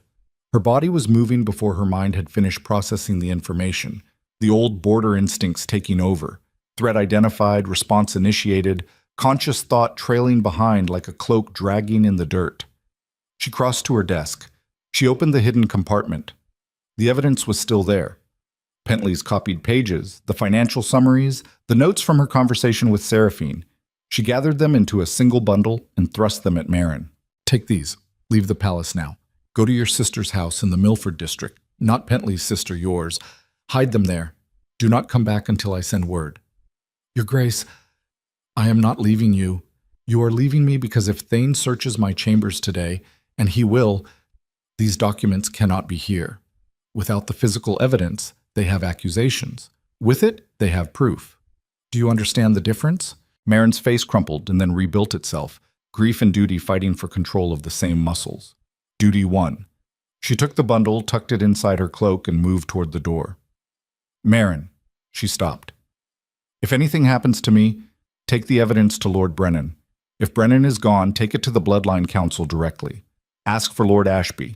He is head of the Judiciary Committee and the one man on the council who owes nothing to Cresswell. Tell him everything. Nothing is going to happen to you. We do not know that anymore. Go. Marin went. The door closed. Eveline stood alone in her chamber with nothing. No evidence, no allies within the palace walls, no communication channel to the outside. Every support structure she had built over the past weeks had been stripped away in a single night, and she was left standing on bare stone with nothing but her own nerve and the 2-day deadline she had given a man who now had every reason to destroy her instead of negotiate. She dressed. She chose the burgundy again. Armor had meaning, and she would wear hers until the last wall fell. She pinned her hair. She looked in the mirror and found the same hard-edged woman she had seen yesterday, but today the eyes were different. There was something feral in them, something that had been unlocked by the systematic demolition of every safe option, every careful plan, every rational calculation. When you take away a person's ability to be strategic, you do not make them helpless. You make them dangerous. Strategy is controlled. Strategy is measured. What remains when strategy fails is instinct, and instinct does not negotiate. She left her chamber and walked toward the great hall. It was early, before the morning court session, and the corridors were mostly empty. Her footsteps echoed on the stone. She passed 2 guards who nodded respectfully. She passed a cluster of servants carrying breakfast trays. She passed Lord Heron, who was emerging from the east wing with a scroll under his arm, and she met his eyes and held them until he looked away first. A small victory. The last small victories were the ones that mattered most, because they proved you were still standing. She reached the entrance to the great hall and stopped. Standing in front of the doors, blocking her path, was Sir Aldrich Thane. He was in full armor, his hand resting on the pommel of his sword, and behind him stood 4 of the king's personal guard in formation. His face was the same flat, emotionless mask she had come to associate with him, the face of a man who had turned his humanity off and never bothered to turn it back on. Your Grace, he said, the king requests that you return to your chambers. The king can make his requests in person. The king has delegated this matter to me. Then the king is a coward, and you are his errand boy. Something moved behind Thane's eyes. Not anger. Thane did not do anger. Something more practical. The assessment of a man deciding how much force a situation required and whether to apply it now or later. Your Grace, I am instructed to escort you to your chambers for your own safety. There's been a security concern, and until it is resolved, the king believes it is best for you to remain in your private rooms. A security concern, is that what we are calling it now? Those are my orders. She looked at the 4 guards behind him, young men, all of them, with the rigid posture and blank expressions of soldiers who had been told what to do and would do it regardless of context. They were not thinking. They were executing. and the man they were executing for had already decided that the queen was a threat to be contained. Eveline felt the moment crystallize around her. This was it. This was the threshold. Behind her was the corridor that led back to her chambers, to compliance, to captivity, to the slow erasure that Cresswell had been engineering for 7 years. In front of her was Thane and 4 armed men, and the reality that the king she had given 2 days to respond had responded in 12 hours. Not with negotiation, not with surrender, with a cage. She looked at Thane. She looked at him the way her mother had looked at hostile men across negotiating tables on the northern border. Not with defiance, not with fear, but with the absolute immovable certainty of a woman who understood power better than the men who wielded it. "Tell the king I will return to my chambers," she said, "and tell him that in 26 days, when the winter assembly opens, every noble, every general, and every foreign dignitary in this empire will learn what he did. Not because I have documents, not because I have witnesses, but because I am the queen, and when I stand before that council and speak, they will believe me over him. They will believe me because for 21 years I have been the one person in this kingdom who never lied." She turned and walked back toward her chambers. She did not look behind her. She did not need to. She could hear Thane's boots following at a distance, and the sound of the guards forming a perimeter around the eastern wing, and the click of a lock being turned from the outside of her chamber door after she entered. The cage had closed. She stood in the center of her room, alone, locked in, stripped of every weapon she had spent weeks forging. No evidence, no allies, no communication, no plan. Just a woman in a burgundy dress with 26 days and the most dangerous thing any cornered animal possesses. Nothing left to lose. And in the king's study, at the desk where a contract had once been hidden and found, Alaric sat across from Cresswell, and the chancellor's voice was smooth and certain and utterly without mercy. "She will not stop," Cresswell said. "You heard her yourself. She intends to speak at the assembly regardless of what we hold or destroy. Evidence can be burned, witnesses can be silenced, but a queen standing before the Bloodline Council with 21 years of spotless reputation and raw fury in her voice, that, Your Majesty, cannot be controlled." Alaric said nothing. The tremor in his hand had spread to his jaw, a faint rhythmic pulse that he could no longer fully conceal. "There is a solution," Cresswell continued, and his voice dropped to the register that men use when they say things that can never be unsaid. "A formal charge of treason, filed before the assembly convenes. The queen is arrested, tried in closed session, and removed from the line of succession before she ever sets foot in that hall. The council will accept it if the evidence is compelling enough. And evidence, Your Majesty, as we have discussed, can be made compelling. The candles burned, the shadows grew, and Alaric, the man, the king, the father of a hidden son, and the husband of 2 women who had both been locked in cages of his making, sat in his chair and stared at the wall and felt the weight of every choice he had ever made settle onto his shoulders, like a mountain lowering itself onto a man who had believed, until this very moment, that he was the one holding it up. He opened his mouth, and the word that came out would determine whether Eveline lived or died. The word Alaric said was no. Not to Cresswell's plan, not to the treason charge, not to the removal of his queen. No to all of it, and no to none of it. Because what Alaric actually said in the dim light of his study with the candles guttering and his hand trembling against the surface of his desk was this: "Not yet."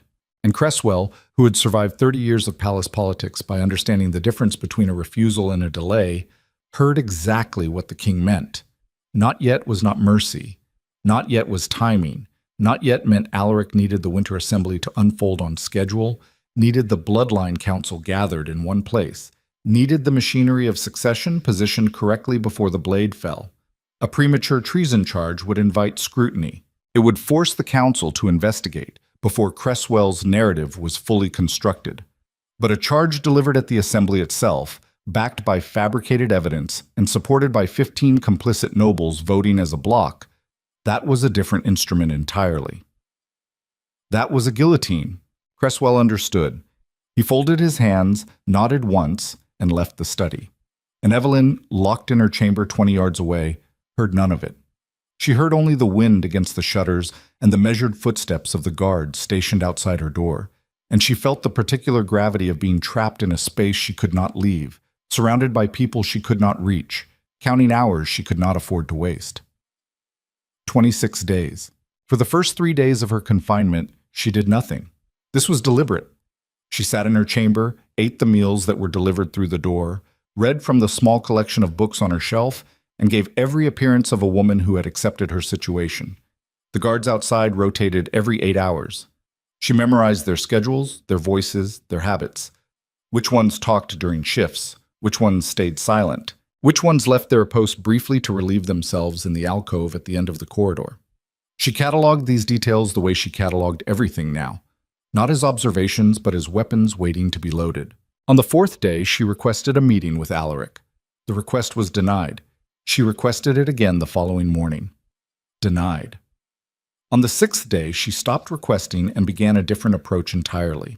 She asked the guard outside her door, a young man named Coulter, whose voice she had identified as the one who hummed tunelessly during the midnight shift, if he would deliver a letter to the king's chamberlain. A personal matter, she said, a request for her winter wardrobe to be brought from storage.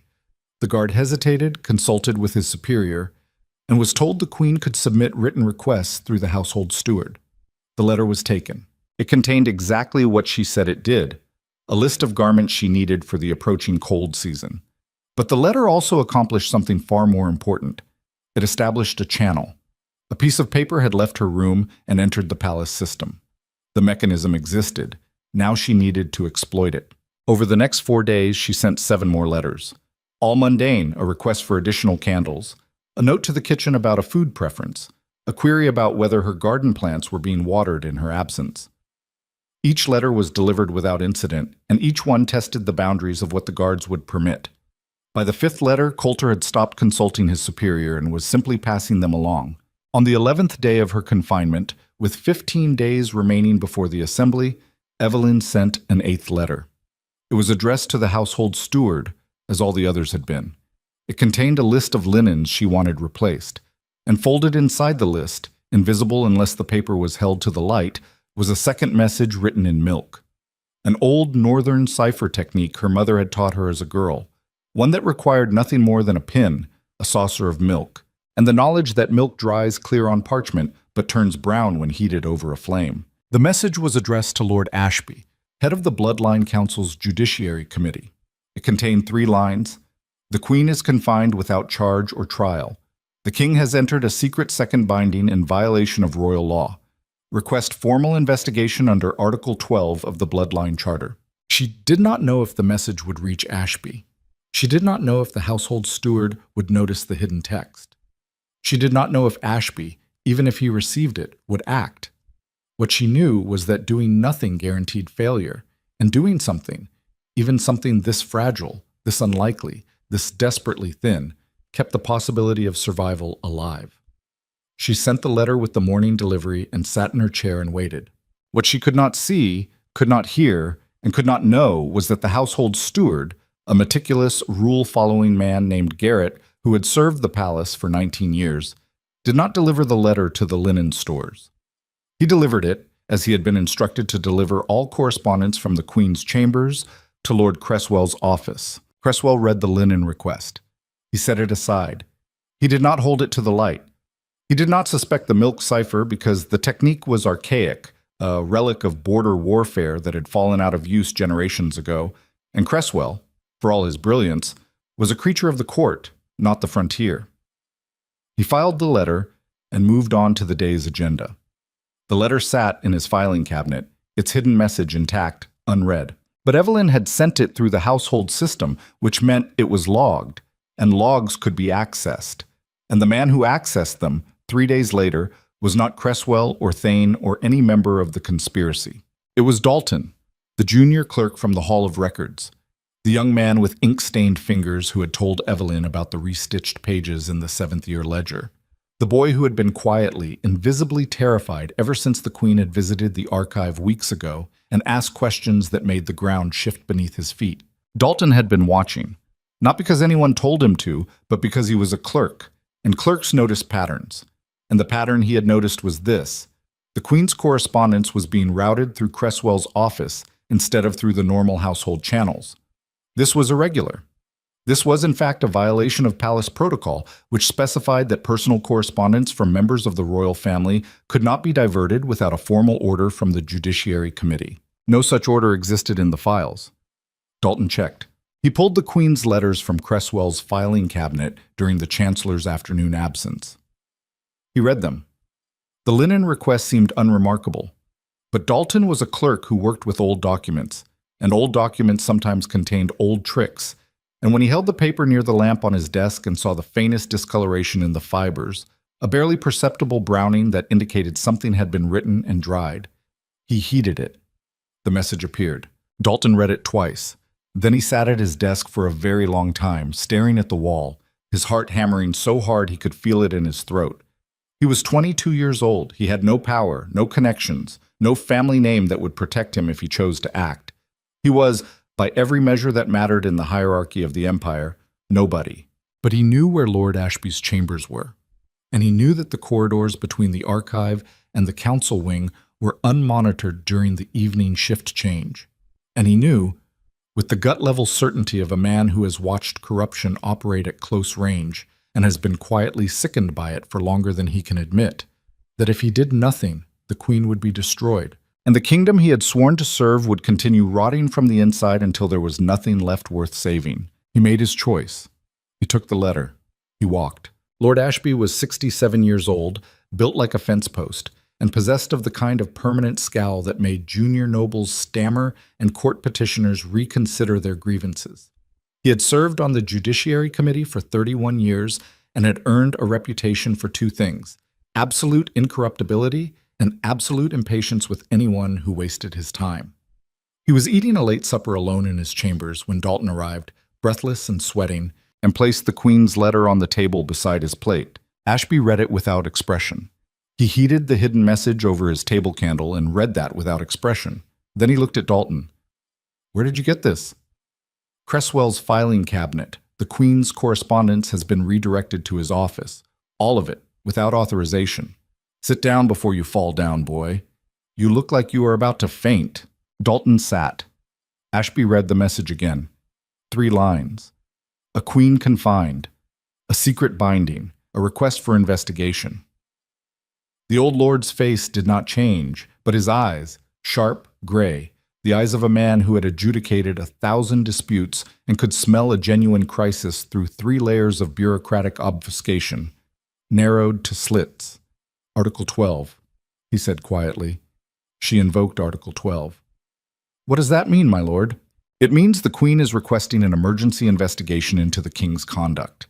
Article 12 of the Bloodline Charter gives the Judiciary Committee the authority to compel testimony from any member of the royal family, including the sovereign, if there is credible evidence of a violation of succession law. It has been invoked 4 times in the empire's history. The last time was 112 years ago. And the committee can act on it. The committee can act on it if, and only if, a quorum of 5 members agrees that the claim warrants investigation. I am one of 9. 3 of those 9 are in Cresswell's pocket, and we both know it. 2 are spineless and will follow whichever side looks strongest. That leaves me, Lady Torrin, Lord Mayhew, and old Castellan, who is half-deaf and votes based on who speaks loudest. So you need 4. I need 4 who are willing to challenge the king and his chancellor simultaneously, in public, with the full knowledge that if we lose, our careers, our estates, and possibly our lives are forfeit." Ashby's scowl deepened. "You understand what you have brought me, boy. This is not a legal filing. This is a declaration of war." "I know, my lord.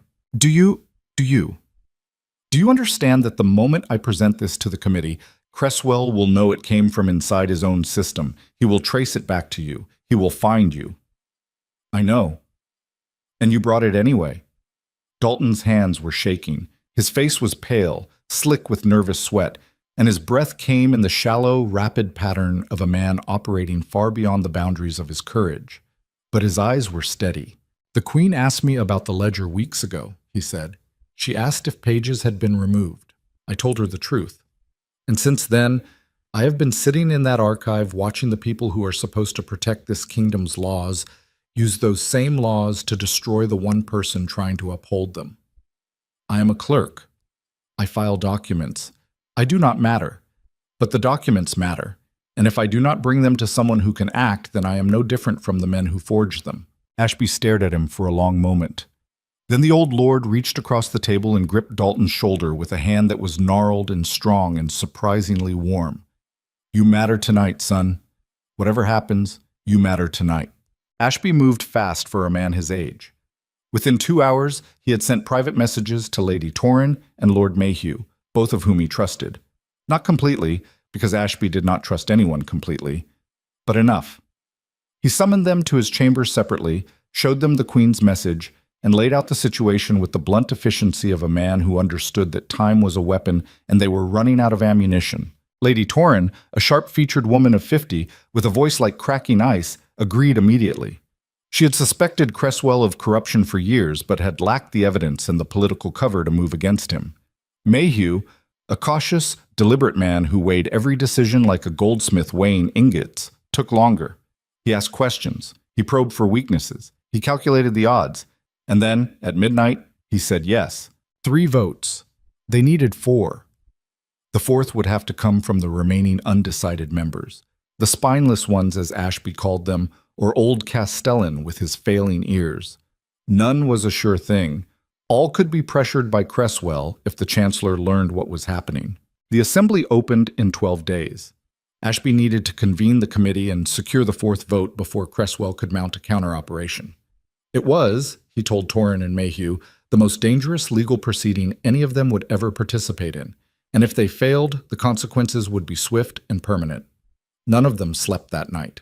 And Evelyn, still locked in her chamber, still unaware that her milk cipher message had traveled from Cresswell's filing cabinet to a junior clerk's hands to the chambers of the most powerful judge in the empire, sat in the dark and counted the hours. 12 days became 10. 10 became 8. The palace buzzed with preparations for the winter assembly. Decorations erected in the great hall, guest chambers aired and furnished, kitchens operating around the clock to prepare for 5 days of feasting and ceremony. The machinery of empire ground forward, indifferent to the war being fought in its corridors. On the 6th day before the assembly, Cresswell discovered that Ashby was moving. The leak came from one of Mayhew's household servants, who had overheard fragments of the midnight meeting and sold the information to Lord Heron for 20 silver coins. Heron brought it to Cresswell within the hour. The Chancellor's reaction was immediate and surgical. He summoned Thane to his office and gave a single instruction. "The Queen's confinement is no longer sufficient. I want her transferred to the East Tower. Separate quarters. No visitors. No correspondence. No contact with anyone outside the guard detail. And the guards must be ours. Every one of them." "The Council will notice," Thane said. "The Council will be told the Queen is gravely ill and has been moved to quarantine chambers for her protection. By the time Ashby can challenge that story, the Assembly will have opened and our succession motion will be on the floor. And if Ashby invokes Article 12 before the Assembly, he needs 4 votes. He has 3.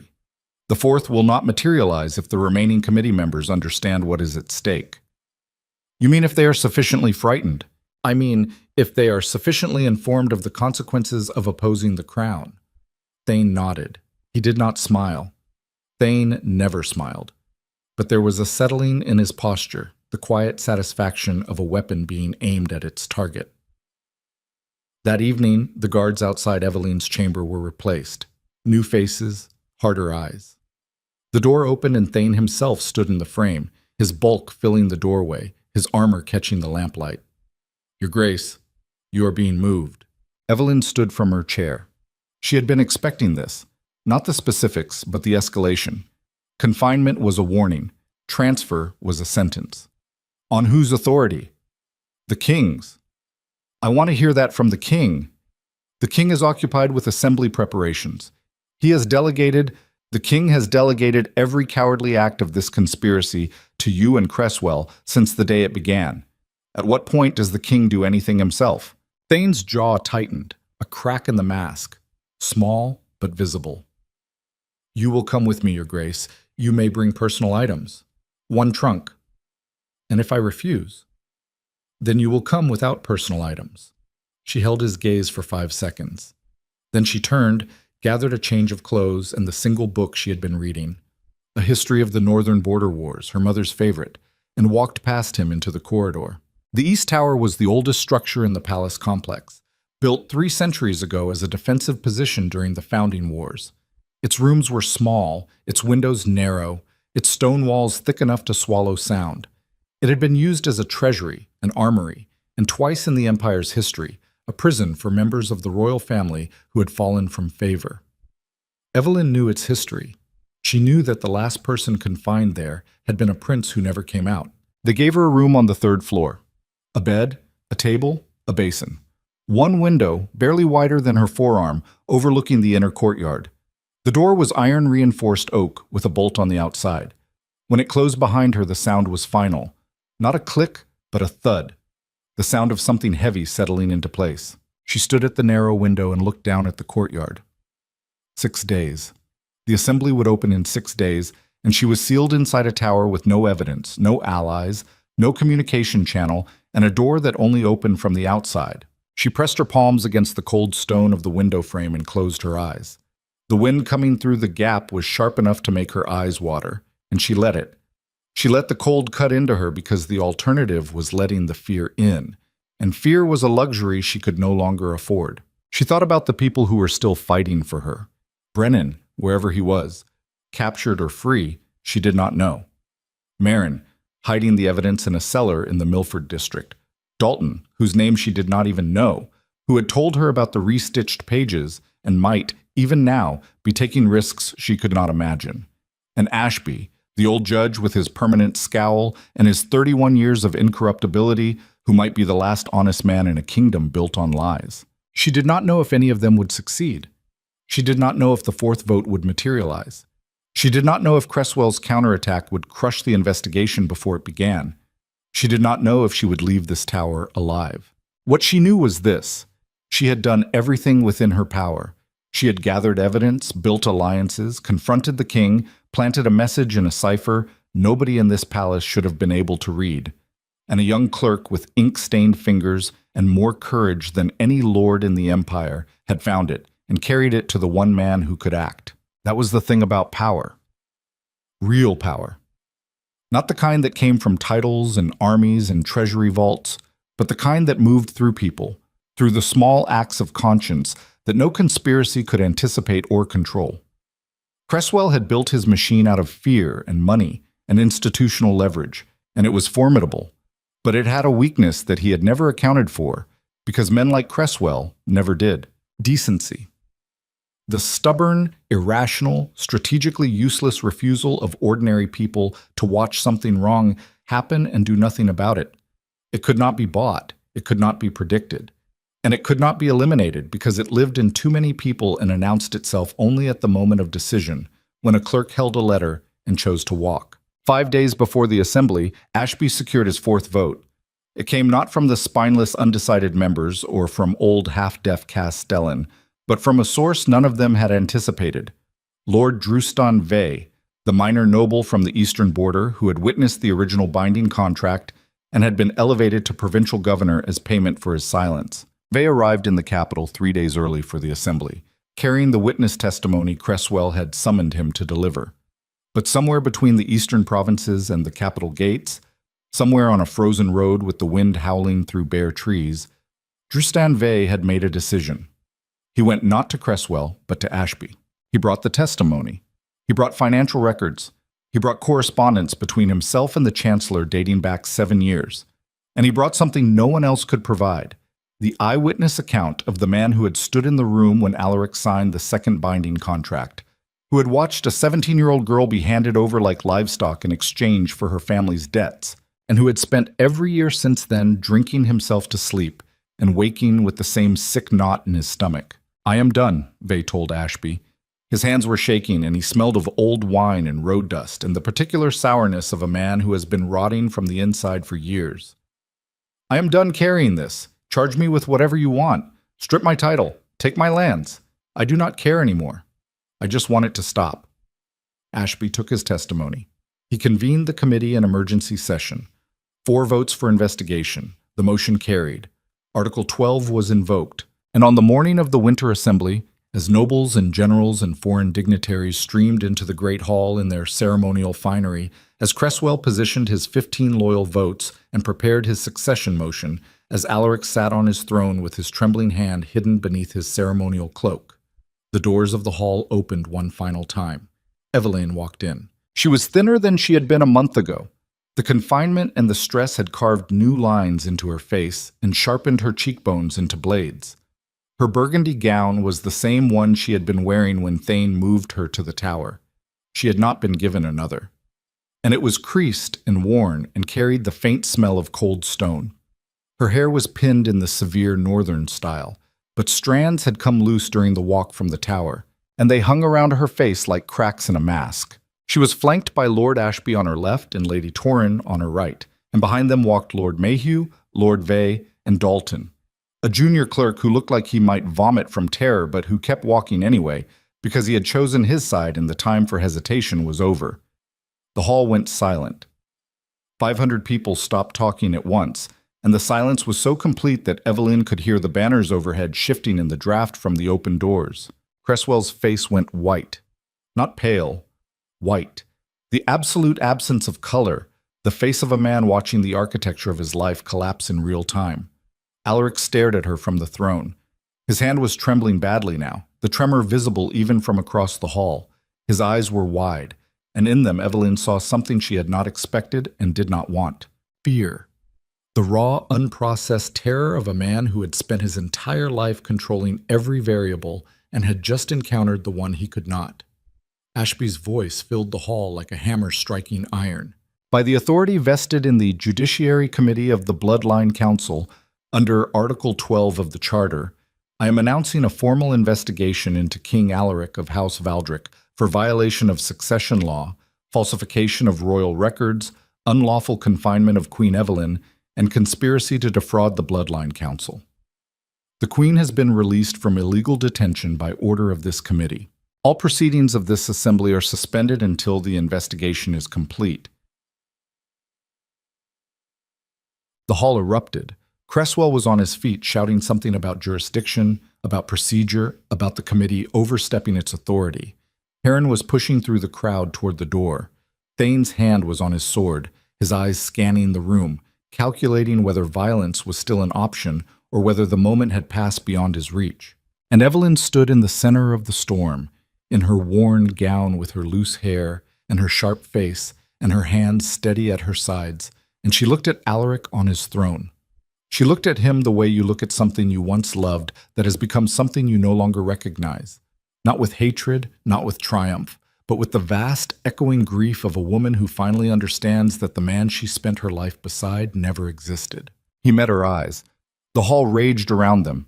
Nobles shouted, guards moved. The machinery of empire shuddered and groaned as the foundations cracked. And in that single, suspended moment, before the chaos consumed everything, Alaric did something that no one in the hall expected. He stood. He raised his trembling hand. And the hall fell silent again, because a king standing commands attention even when his kingdom is burning. He opened his mouth to speak, and then his knees buckled.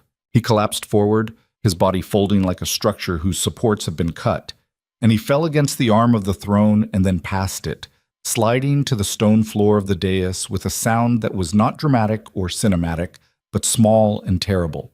The sound of a body hitting stone, of armor clasps scraping, of a crown rolling free and spinning in a tight circle on the marble before wobbling to a stop. The hall screamed. Guards rushed forward. Cresswell shoved through the crowd toward the dais. The court physician, who had been seated in the third row, vaulted over a bench and dropped to his knees beside the king. And Evelyn stood motionless in the center of the aisle, watching the man who had betrayed her, imprisoned her, and tried to erase her from history lying on the floor of his own throne room, and she felt nothing. Not satisfaction, not pity, not the vindication she had imagined during all those nights in the tower. Nothing. Because the body on the floor was not her enemy. Her enemy was still standing. Cresswell, at the edge of the dais, his white face now flushed with desperate calculation, his eyes already scanning the room for allies, already reconfiguring his strategy around this new catastrophe. The king was down, but the chancellor was not, and a fallen king with a hidden heir was exactly the scenario Cresswell had been building toward for 7 years. Eveline watched Cresswell's mouth move. She could not hear him over the noise, but she could read his lips. He was saying, "Secure the succession." 3 words. And in those 3 words, the entire conspiracy pivoted from defense to offense, from concealment to open seizure, from a secret war fought in shadows to a public coup executed in plain sight. Cresswell turned to the Bloodline Council members nearest the dais and began speaking rapidly, urgently. And Eveline knew, with the bone-deep certainty of a woman who had studied this man for weeks and understood his architecture as intimately as her own, that he was about to invoke the emergency succession clause, name Corwin as heir, and use the king's collapse as the pretext to seize control of the council before Ashby's investigation could proceed. She had seconds, not minutes, seconds. She turned to Ashby. The old judge's face was grim, his eyes locked on Cresswell, his body rigid with the recognition of what was happening. "He is going to call the succession vote," Eveline said. "I know." "Can you stop it?" "Not if the council panics. A king down and no declared heir. Half these nobles will vote for anything that promises stability." "Then I need to speak, now, before he gets to the podium." "Eveline, the investigation? The investigation means nothing if Cresswell controls the council before it convenes. I need to speak. Put me on the floor." Ashby looked at her. The noise in the hall was deafening. Shouts, the clatter of armor, the sound of 500 people realizing simultaneously that the world they knew was ending. In the middle of it, Ashby and Eveline stood eye to eye, and the old judge made his decision the way he made every decision, quickly, cleanly, and without sentiment. "Go," he said. Eveline walked toward the dais. The crowd parted, not out of deference, not out of respect, but out of the raw, instinctive recognition that the woman moving through them carried a force that was not physical, but was no less dangerous for it. She climbed the 3 steps to the raised platform where the throne sat, and where Alaric now lay surrounded by physicians and guards, and she turned to face the hall. 500 faces stared up at her. Nobles, generals, foreign dignitaries, the full spectrum of the empire's power assembled in one room. Behind her, the king lay motionless on the stone. In front of her, Cresswell stood at the edge of the dais, his mouth still open, his succession speech half-formed on his lips. Their eyes locked, and the hall waited. Eveline opened her mouth, and the hall held its breath, and 500 people leaned forward in their seats as if gravity itself had shifted toward the woman standing on the dais beside a fallen king. She did not shout. She did not need to. The acoustics of the great hall had been designed for ceremony, for the amplification of a single voice across stone and vaulted ceiling, and her voice, raw, steady, stripped of everything decorative, carried to the farthest wall. "My name is Eveline of House Ashford.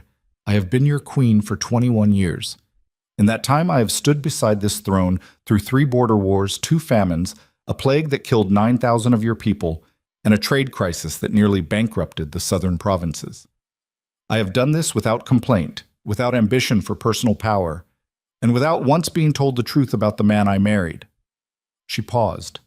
The silence was absolute. 7 years ago, King Alaric entered a secret mate binding with Lady Seraphine Ashworth of House Tesserin. The binding was arranged by Chancellor Cresswell, witnessed by Lord Druston Vey, and concealed through the systematic falsification of royal records. The original pages documenting this binding were removed from the 7th-year ledger and replaced with forgeries prepared by the court scribe on Cresswell's orders. The financial cost of maintaining this deception was paid through a discretionary fund disguised as border fortification maintenance, totaling more than 40,000 gold crowns distributed to at least 15 nobles across 6 provinces in exchange for their silence. A sound moved through the hall. Not a gasp, not a murmur, but something deeper, a collective shifting of weight. The sound of 500 bodies reacting to a blow they had not seen coming. Lady Seraphine bore the king a son 6 years ago. His name is Corwin. She is currently carrying a second child.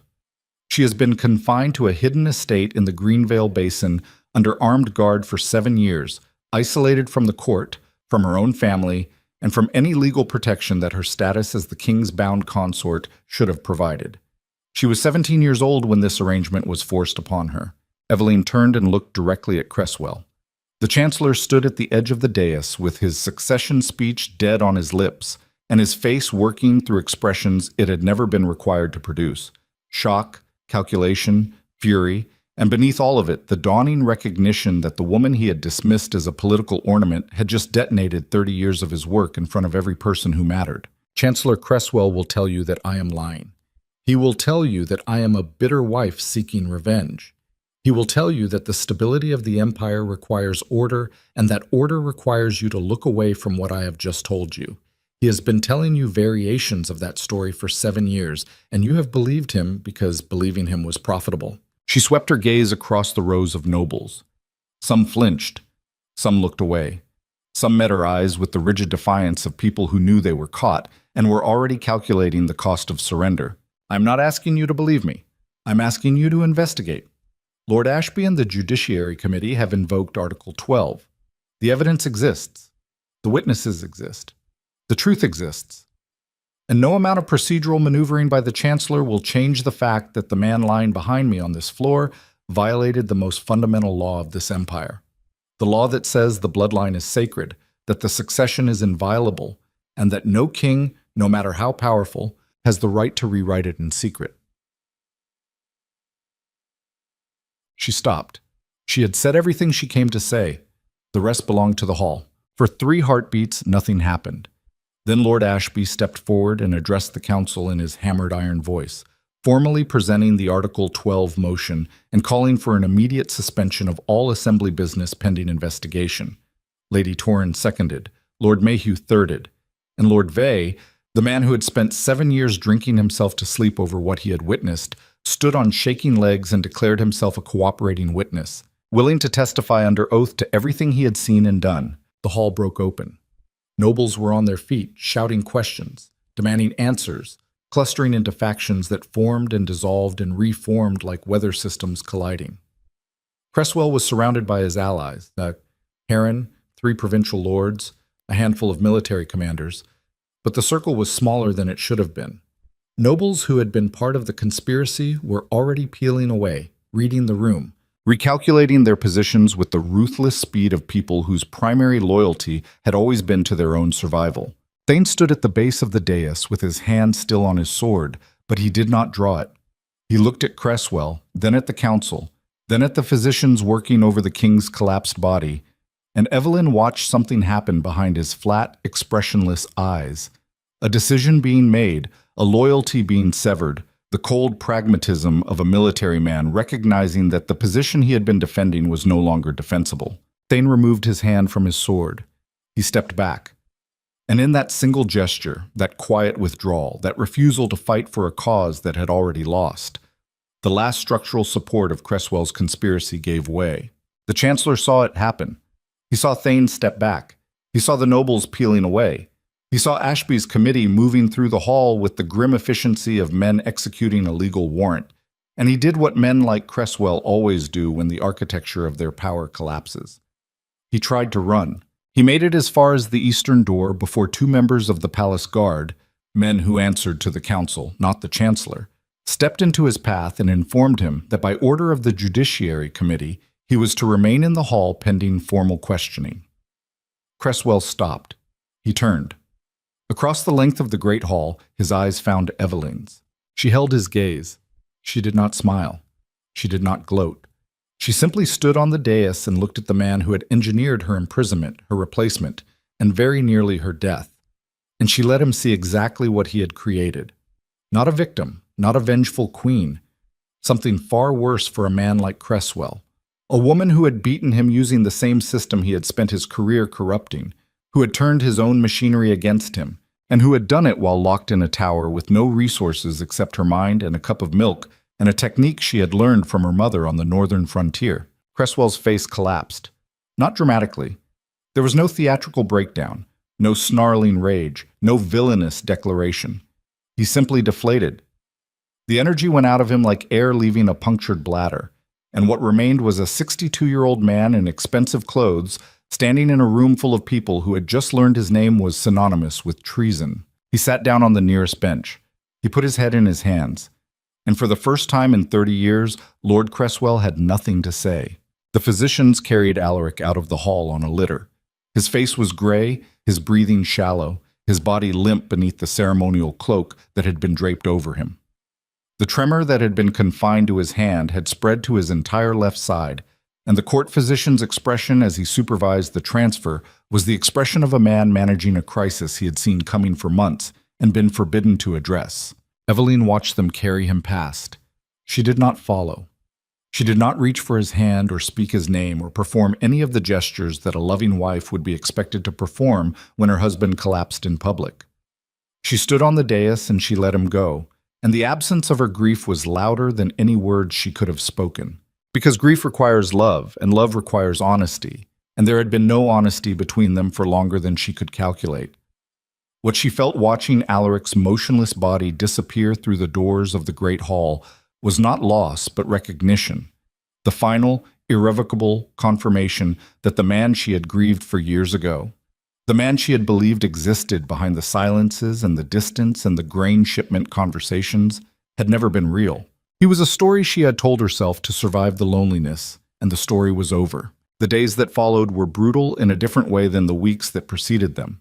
The crisis had broken, but the aftermath was a landscape of debris that required clearing, and the clearing was slow and ugly and demanded a kind of stamina that was less dramatic than the fight, but no less exhausting. Ashby's investigation moved with the deliberate, methodical pace of a judiciary committee that understood the stakes and refused to cut corners. Witnesses were called. Documents were examined.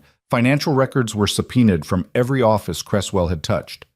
The 15 nobles implicated in the conspiracy were summoned before the committee one by one, and one by one they made their calculations, confess and cooperate, or deny and face the full weight of the evidence. Most cooperated.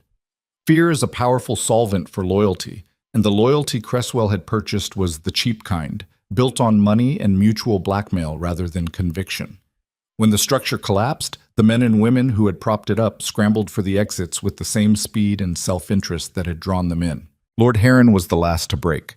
He held out for 5 days, maintaining his innocence with the sweaty belligerence of a man who knew the evidence against him was overwhelming but could not bring himself to surrender the fiction of his own righteousness.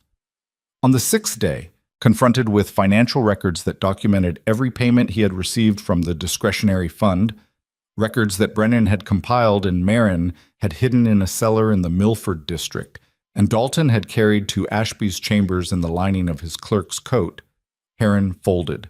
Brennan himself arrived at the capital on the 3rd day after the assembly. He had not been captured. He had evaded Thane's riders by cutting north through the mountain passes, a route that added 4 days to his journey but kept him clear of the road patrols. He arrived at the palace gates gaunt, frostbitten, with a broken finger on his left hand from a fall on the ice, and a saddlebag full of documents that he delivered to Ashby without ceremony or complaint. Eveline met him in the council antechamber. He looked terrible, hollowed out, aged 10 years in the span of weeks, his granite face cracked by exhaustion and cold. But his eyes were steady, and when he saw her standing in the doorway, he stopped and studied her with the same searching intensity he had brought to their first conversation in her sitting room a lifetime ago. "You look like your mother," he said. "You keep saying that." "It keeps being true." They stood in silence for a moment. Not an awkward silence. The silence of two people who had been through something that words could not adequately address, and who understood that the attempt would diminish it. "Pentley," Eveline said. Brennan's face darkened.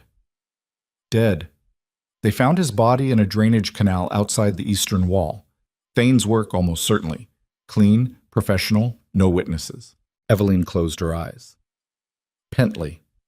The thin, nervous man with ink-stained fingers who had kept the original pages because he was afraid, and who had died because fear was not enough to protect a man when the machine he served decided he was a liability.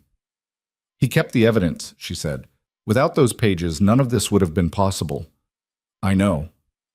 "He deserves more than an anonymous canal." "He does, and when this is over, we will make sure he gets it." The investigation concluded 11 days after the assembly. Ashby presented the committee's findings to the full Bloodline Council in a session that lasted 7 hours and left half the nobles in the room visibly shaken. The evidence was comprehensive, meticulously documented and damning beyond any reasonable dispute. Cresswell was formally charged with treason, fraud, falsification of royal records, conspiracy to undermine the succession, and accessory to unlawful imprisonment. Heron, Thane, and 9 other nobles were charged as co-conspirators. The remaining 4 received lesser charges of complicity and were stripped of their council votes pending trial. Thane, in a final act of the pragmatism that had defined his entire career, offered a full confession in exchange for exile rather than imprisonment. The committee accepted. He left the capital the following morning with a single horse, a bag of personal effects, and the permanent disgrace of a man who had traded his honor for the security of serving power without questioning it. Cresswell received no such mercy. His trial was brief, his defense non-existent, his sentence decisive, permanent imprisonment in the same East Tower where Evelyn had been confined. The symmetry was not lost on anyone, and Alaric. The king survived his collapse, but what survived was diminished. The court physicians confirmed what Seraphine had suspected, a degenerative condition of the blood and nerves that had been progressing for years, accelerated by stress and concealment. Alaric would not die immediately, but he would not recover. The tremor would spread. The episodes of confusion would worsen. The man who had ruled the empire for 23 years would spend his remaining years watching his body and mind disassemble themselves one function at a time. Evelyn went to see him once. 3 weeks after the assembly, when the investigation was complete, and the sentences had been handed down, and the political landscape had been so thoroughly reorganized that the palace itself felt like a different building. She went to his chambers in the royal wing, where he had been confined to bed by the physicians, and she sat in the chair beside the window, the same position he had occupied during those weekly visits when she was recovering from her failed pregnancies, when he had talked about grain shipments while his second wife grew round with his child in a hidden valley. He was propped against pillows, thinner than she had ever seen him, his face the color of old linen. The tremor was constant now, a low vibration that moved through his left side like a current. His eyes were clear.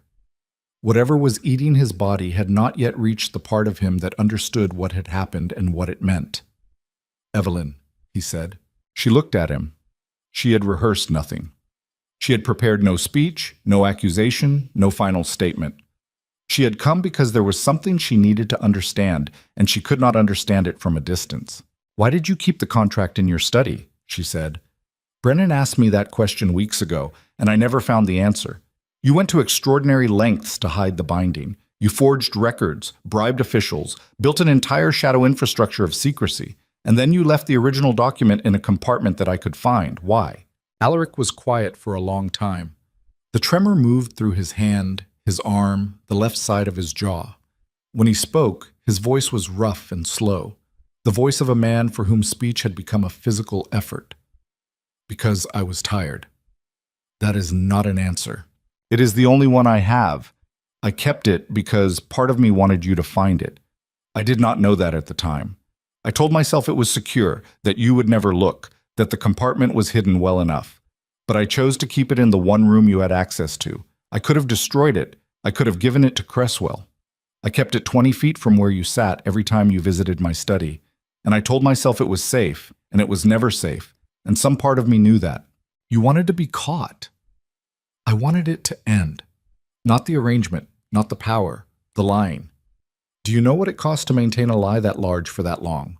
Not the money, not the political maneuvering, the daily, hourly effort of remembering what is real and what is constructed and making sure the two never touch. It hollows you out. I have been hollow for years, Evelyn, long before the sickness. The sickness just made it visible." She listened. She did not soften. Compassion was possible. She could feel it stirring in the deep places where she had buried her capacity for tenderness weeks ago, but she would not offer it as absolution. He did not deserve absolution, and she did not have the authority to grant it. What he had done was not a mistake or a weakness or a tragedy. It was a choice, repeated daily for 7 years, and every repetition had cost someone else more than it cost him. Seraphine was 17, Evelyn said. Alaric closed his eyes. The tremor intensified. "I know." She spent 7 years locked in a house in the middle of nowhere with guards at the gates and a son who has never seen the world outside the orchard walls. She was a child when Cresswell brought her to you, and you took what was offered because it was convenient. You are not a monster, Alaric. Monsters are simple. You are something worse. You are a man who knew better and did it anyway. He did not argue. He did not defend himself. He lay in his bed with his eyes closed and his trembling hand resting on the blanket, and he absorbed her words the way stone absorbs rain, without resistance, without alteration, without any visible sign that the surface had been touched. "What will happen to Corwin?" he said. "He will be cared for. Seraphine is being relocated to the northern provinces under Brennan's protection. Corwin will grow up knowing who his father was and what his father did, and he will have the chance to become something better. That is more than you gave him. And you, what will you do?" "I will do what I have always done. I will govern. The council has offered me the crown in my own right, and I have accepted. Not because I wanted it, because someone has to rebuild what you destroyed, and I am the only one left standing." She stood. She looked at him one last time. He opened his eyes and met her gaze, and in the space between them, across the chair, across the bed, across 21 years of marriage and 7 years of betrayal and the ruins of everything they had built and burned, something passed that was neither love nor hatred, but the exhausted acknowledgement of two people who had shaped each other's lives irreversibly and would carry the marks forever, regardless of distance or time or the walls they built between themselves and the memory. "Goodbye, Alaric. Goodbye, Evelyn." She left his chambers and did not return. She walked through the corridor with her spine straight and her hands at her sides and her face composed, and the guards she passed saw a queen moving through her palace with the quiet authority of a woman who belonged there. They did not see the tears that gathered at the corners of her eyes and were blinked away before they fell. They did not see the way her jaw clenched against the pressure building in her chest. They did not see the grief, not for the man in the bed, but for the years she had given to a marriage that existed only in her imagination, for the children she had lost and mourned while he replaced her in secret, for the version of herself that had believed loyalty was enough. That grief was hers. She would carry it privately, process it slowly, and eventually set it down. Not today, not this year. But someday, when the kingdom was stable and the trials were over and the new government she was building had found its footing, she would sit in a quiet room and allow herself to feel the full weight of what had happened. And then she would stand up and continue. That was the part no one told you about survival. It was not a single act of courage. It was not the dramatic moment on the dais or the confrontation in the study or the midnight escape through the servant's entrance. Survival was what came after, the long, unglamorous work of rebuilding when the adrenaline was gone and the audience had dispersed and you were left alone with the rubble and the silence and the understanding that you would never again be the person you were before. The coronation was held 6 weeks later in the same great hall where Alaric had collapsed. It was smaller than tradition demanded. Eveline had insisted on that. No foreign dignitaries, no week-long festivities, no ostentatious displays of wealth and power. The empire was wounded, and a wounded kingdom did not need spectacle. It needed steadiness. She wore the burgundy. Not the same gown. That one had been burned. A private ritual Marin had performed at Eveline's request, feeding it to the fire in the queen's chamber and watching the silk curl and blacken until nothing remained. The new gown was the same color but different in every other way. Simpler, cleaner, made by a northern seamstress who understood that authority did not require embellishment. Ashby placed the crown on her head. His hands were steady. His permanent scowl softened, just barely, just for a moment, into something that might have been pride. "Long may she reign," he said, and his voice filled the hall the way it had filled it on the day he announced the investigation. Like iron, like certainty, like a man who had spent his life defending the law and had finally seen it vindicate someone who deserved it. The hall echoed the words, not with the thunderous enthusiasm of a populace in love with its ruler, but with something deeper and more durable, the measured, deliberate commitment of people who had watched their institutions fail and were choosing, consciously and with full knowledge of the cost, to trust them again. Eveline looked out at the faces assembled before her, nobles who had betrayed her and been stripped of their titles, nobles who had stayed silent and were now confronting the weight of their inaction, nobles who had risked everything, Ashby, Torrin, Mayhew, Vey, and who bore the marks of that risk in the lines of their faces and the wariness of their eyes. And scattered among them, in positions they had never occupied before, the new faces she had elevated, Dalton, now senior archivist of the Hall of Records, standing in the third row in a coat that did not quite fit, his ink-stained fingers clasped in front of him, looking like he might faint from the enormity of what his life had become. Marin, seated in the front row as a formal advisor to the crown, her broad face set in an expression of fierce, protective vigilance. And Brennan, standing at the back of the hall with his arms crossed and his granite face unreadable, watching his cousin accept a burden he knew would consume her and choosing to stand beside her anyway. She thought of her mother, the watchtower, the blizzard. You see nothing out there, but something sees you. She had been seen by Dalton in the archive, by Marin in the corridor, by Brennan on a frozen road, by Seraphine in a quiet room in Greenvale, by the anonymous note writer whose identity she still did not know, by every person who had looked at the lie and decided in their own way, at their own cost, to refuse it. She did not give a coronation speech. Speeches were promises, and she was done making promises that sounded beautiful and meant nothing. Instead, she gave an instruction. A single sentence delivered to the full council in a voice that carried no drama, no flourish, no performance. Open the records. Every document in every archive in this empire. No sealed files, no discretionary funds, no hidden compartments. The people who govern this kingdom will do so in daylight, or they will not govern at all. It was not inspirational. It was not the kind of line that historians would embroider onto tapestries or poets would set to verse. It was administrative, practical. The kind of order that changed nothing in the moment and everything over time, because transparency was not a grand gesture but a daily discipline, and daily disciplines were the only things that outlasted the people who established them. The council voted unanimously to ratify the order.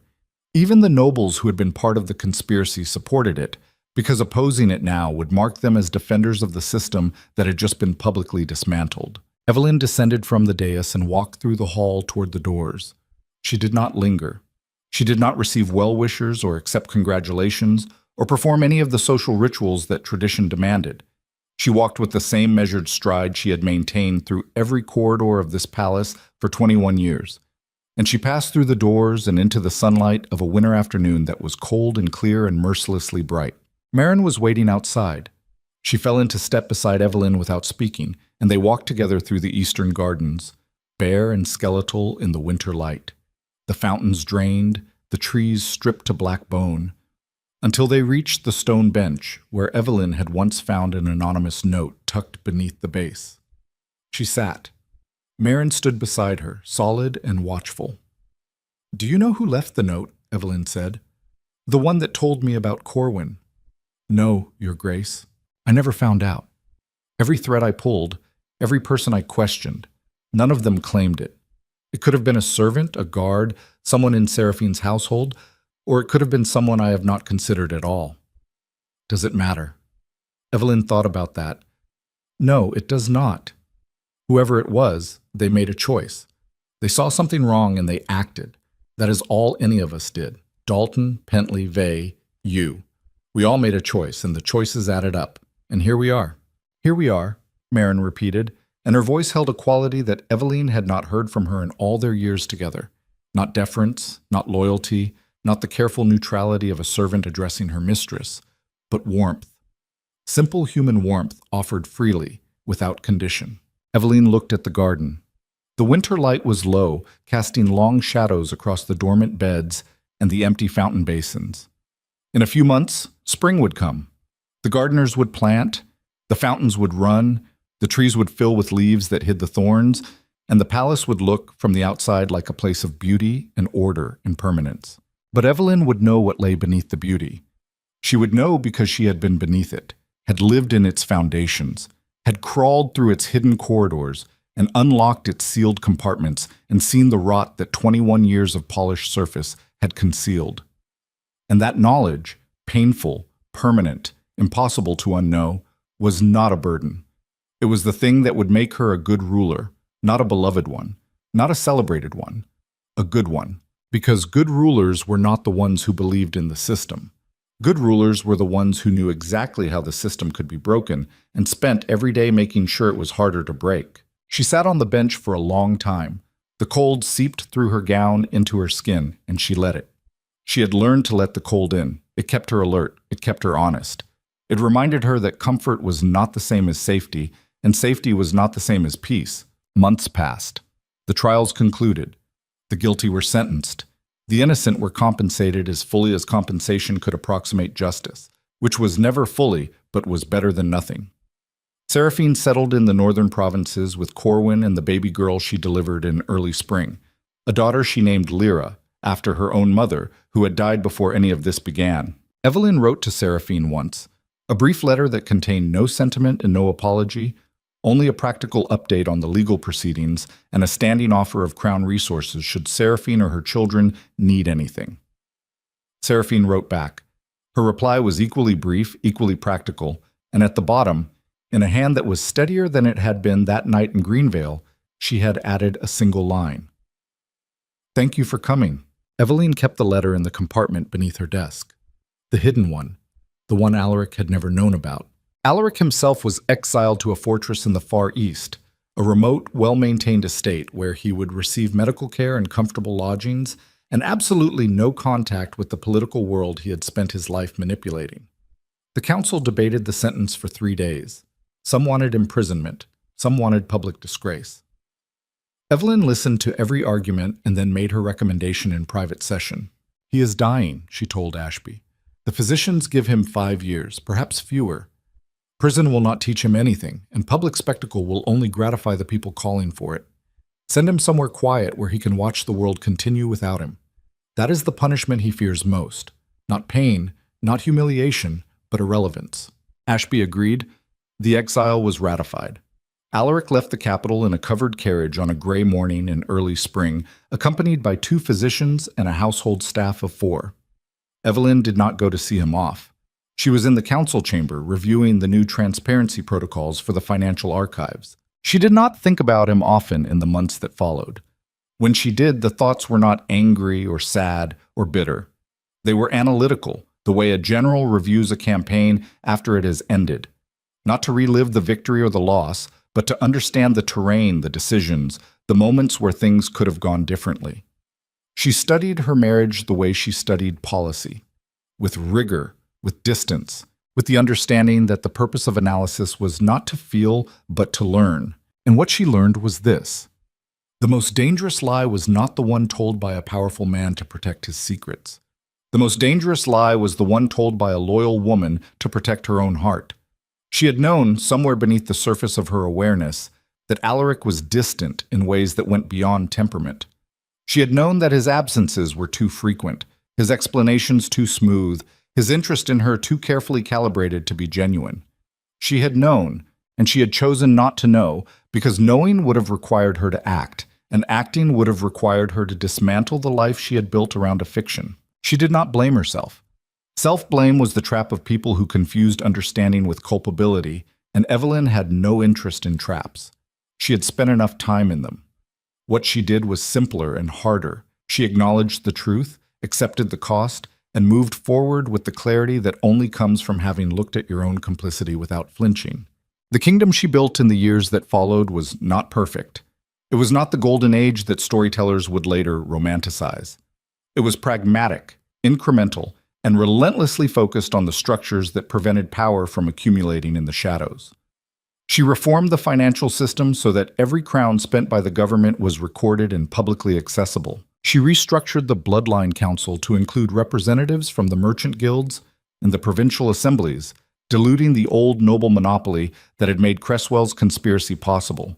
She established an independent judiciary with the authority to investigate any member of the government, including the sovereign, without requiring royal approval.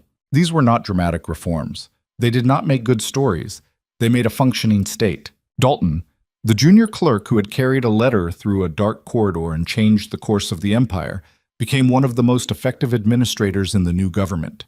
He never lost the ink stains on his fingers or the slight stammer he developed when speaking in public, but he gained something that transformed him from a frightened young man into a steady, principled official. The knowledge that his actions mattered. That a single person, operating from a position of no power and no protection, could alter the trajectory of a kingdom. He carried that knowledge the way soldiers carry scars, visibly, permanently, and with the quiet understanding that the wound and the lesson were the same thing. On the first anniversary of her coronation, Evelyn sat alone in the Queen's chamber. Her chamber now, no longer shared, no longer haunted by the ghost of a marriage that had never been real. It was evening. The candles were lit. The window was open to the spring air, which carried the smell of the garden in bloom, wet earth, new leaves, the first roses of the season. She sat at her desk and opened the hidden compartment. Inside were three things: Seraphine's letter, the anonymous note that had started everything, and a single page of parchment that she had written herself on the night before the winter assembly in the tower by the light of a single candle stub, when she did not know if she would ever leave that room. She unfolded it and read what she had written. I was not made for this. I was made for the border, for horses, for the clean cold of the northern wind. I was made for a life that did not require me to become something I do not recognize. But the border is gone, and the horses are gone, and the wind is far away. And what remains is this room, and this fight, and the woman I am becoming, who frightens me more than the men I am fighting. She is harder than I want to be. She is colder than I thought I could be. And she is the only version of me that survives. She read it once. Then she folded it, placed it back in the compartment, and closed the lid. She was not that woman anymore. The woman who had written those words in the tower had been desperate, cornered, stripped of everything except the refusal to surrender. She had become something harder and colder because the moment demanded it, and the moment had passed. And now the question was whether the hardness would become permanent or whether there was still room beneath the scar tissue for something more human. She did not know the answer yet. She suspected it would take years to find, but she was willing to look for it, and the willingness itself was a kind of answer. The recognition that survival was not the end of the story, but the beginning of a harder one, the one where you learned to live with who you had become and to build something worth living for from the wreckage of who you had been. She closed the window. She blew out the candle, and in the darkness of her chamber, in the palace she now ruled alone. In the kingdom she had rebuilt from the foundations up, Evelyn breathed. Just breathed, and the breath was steady.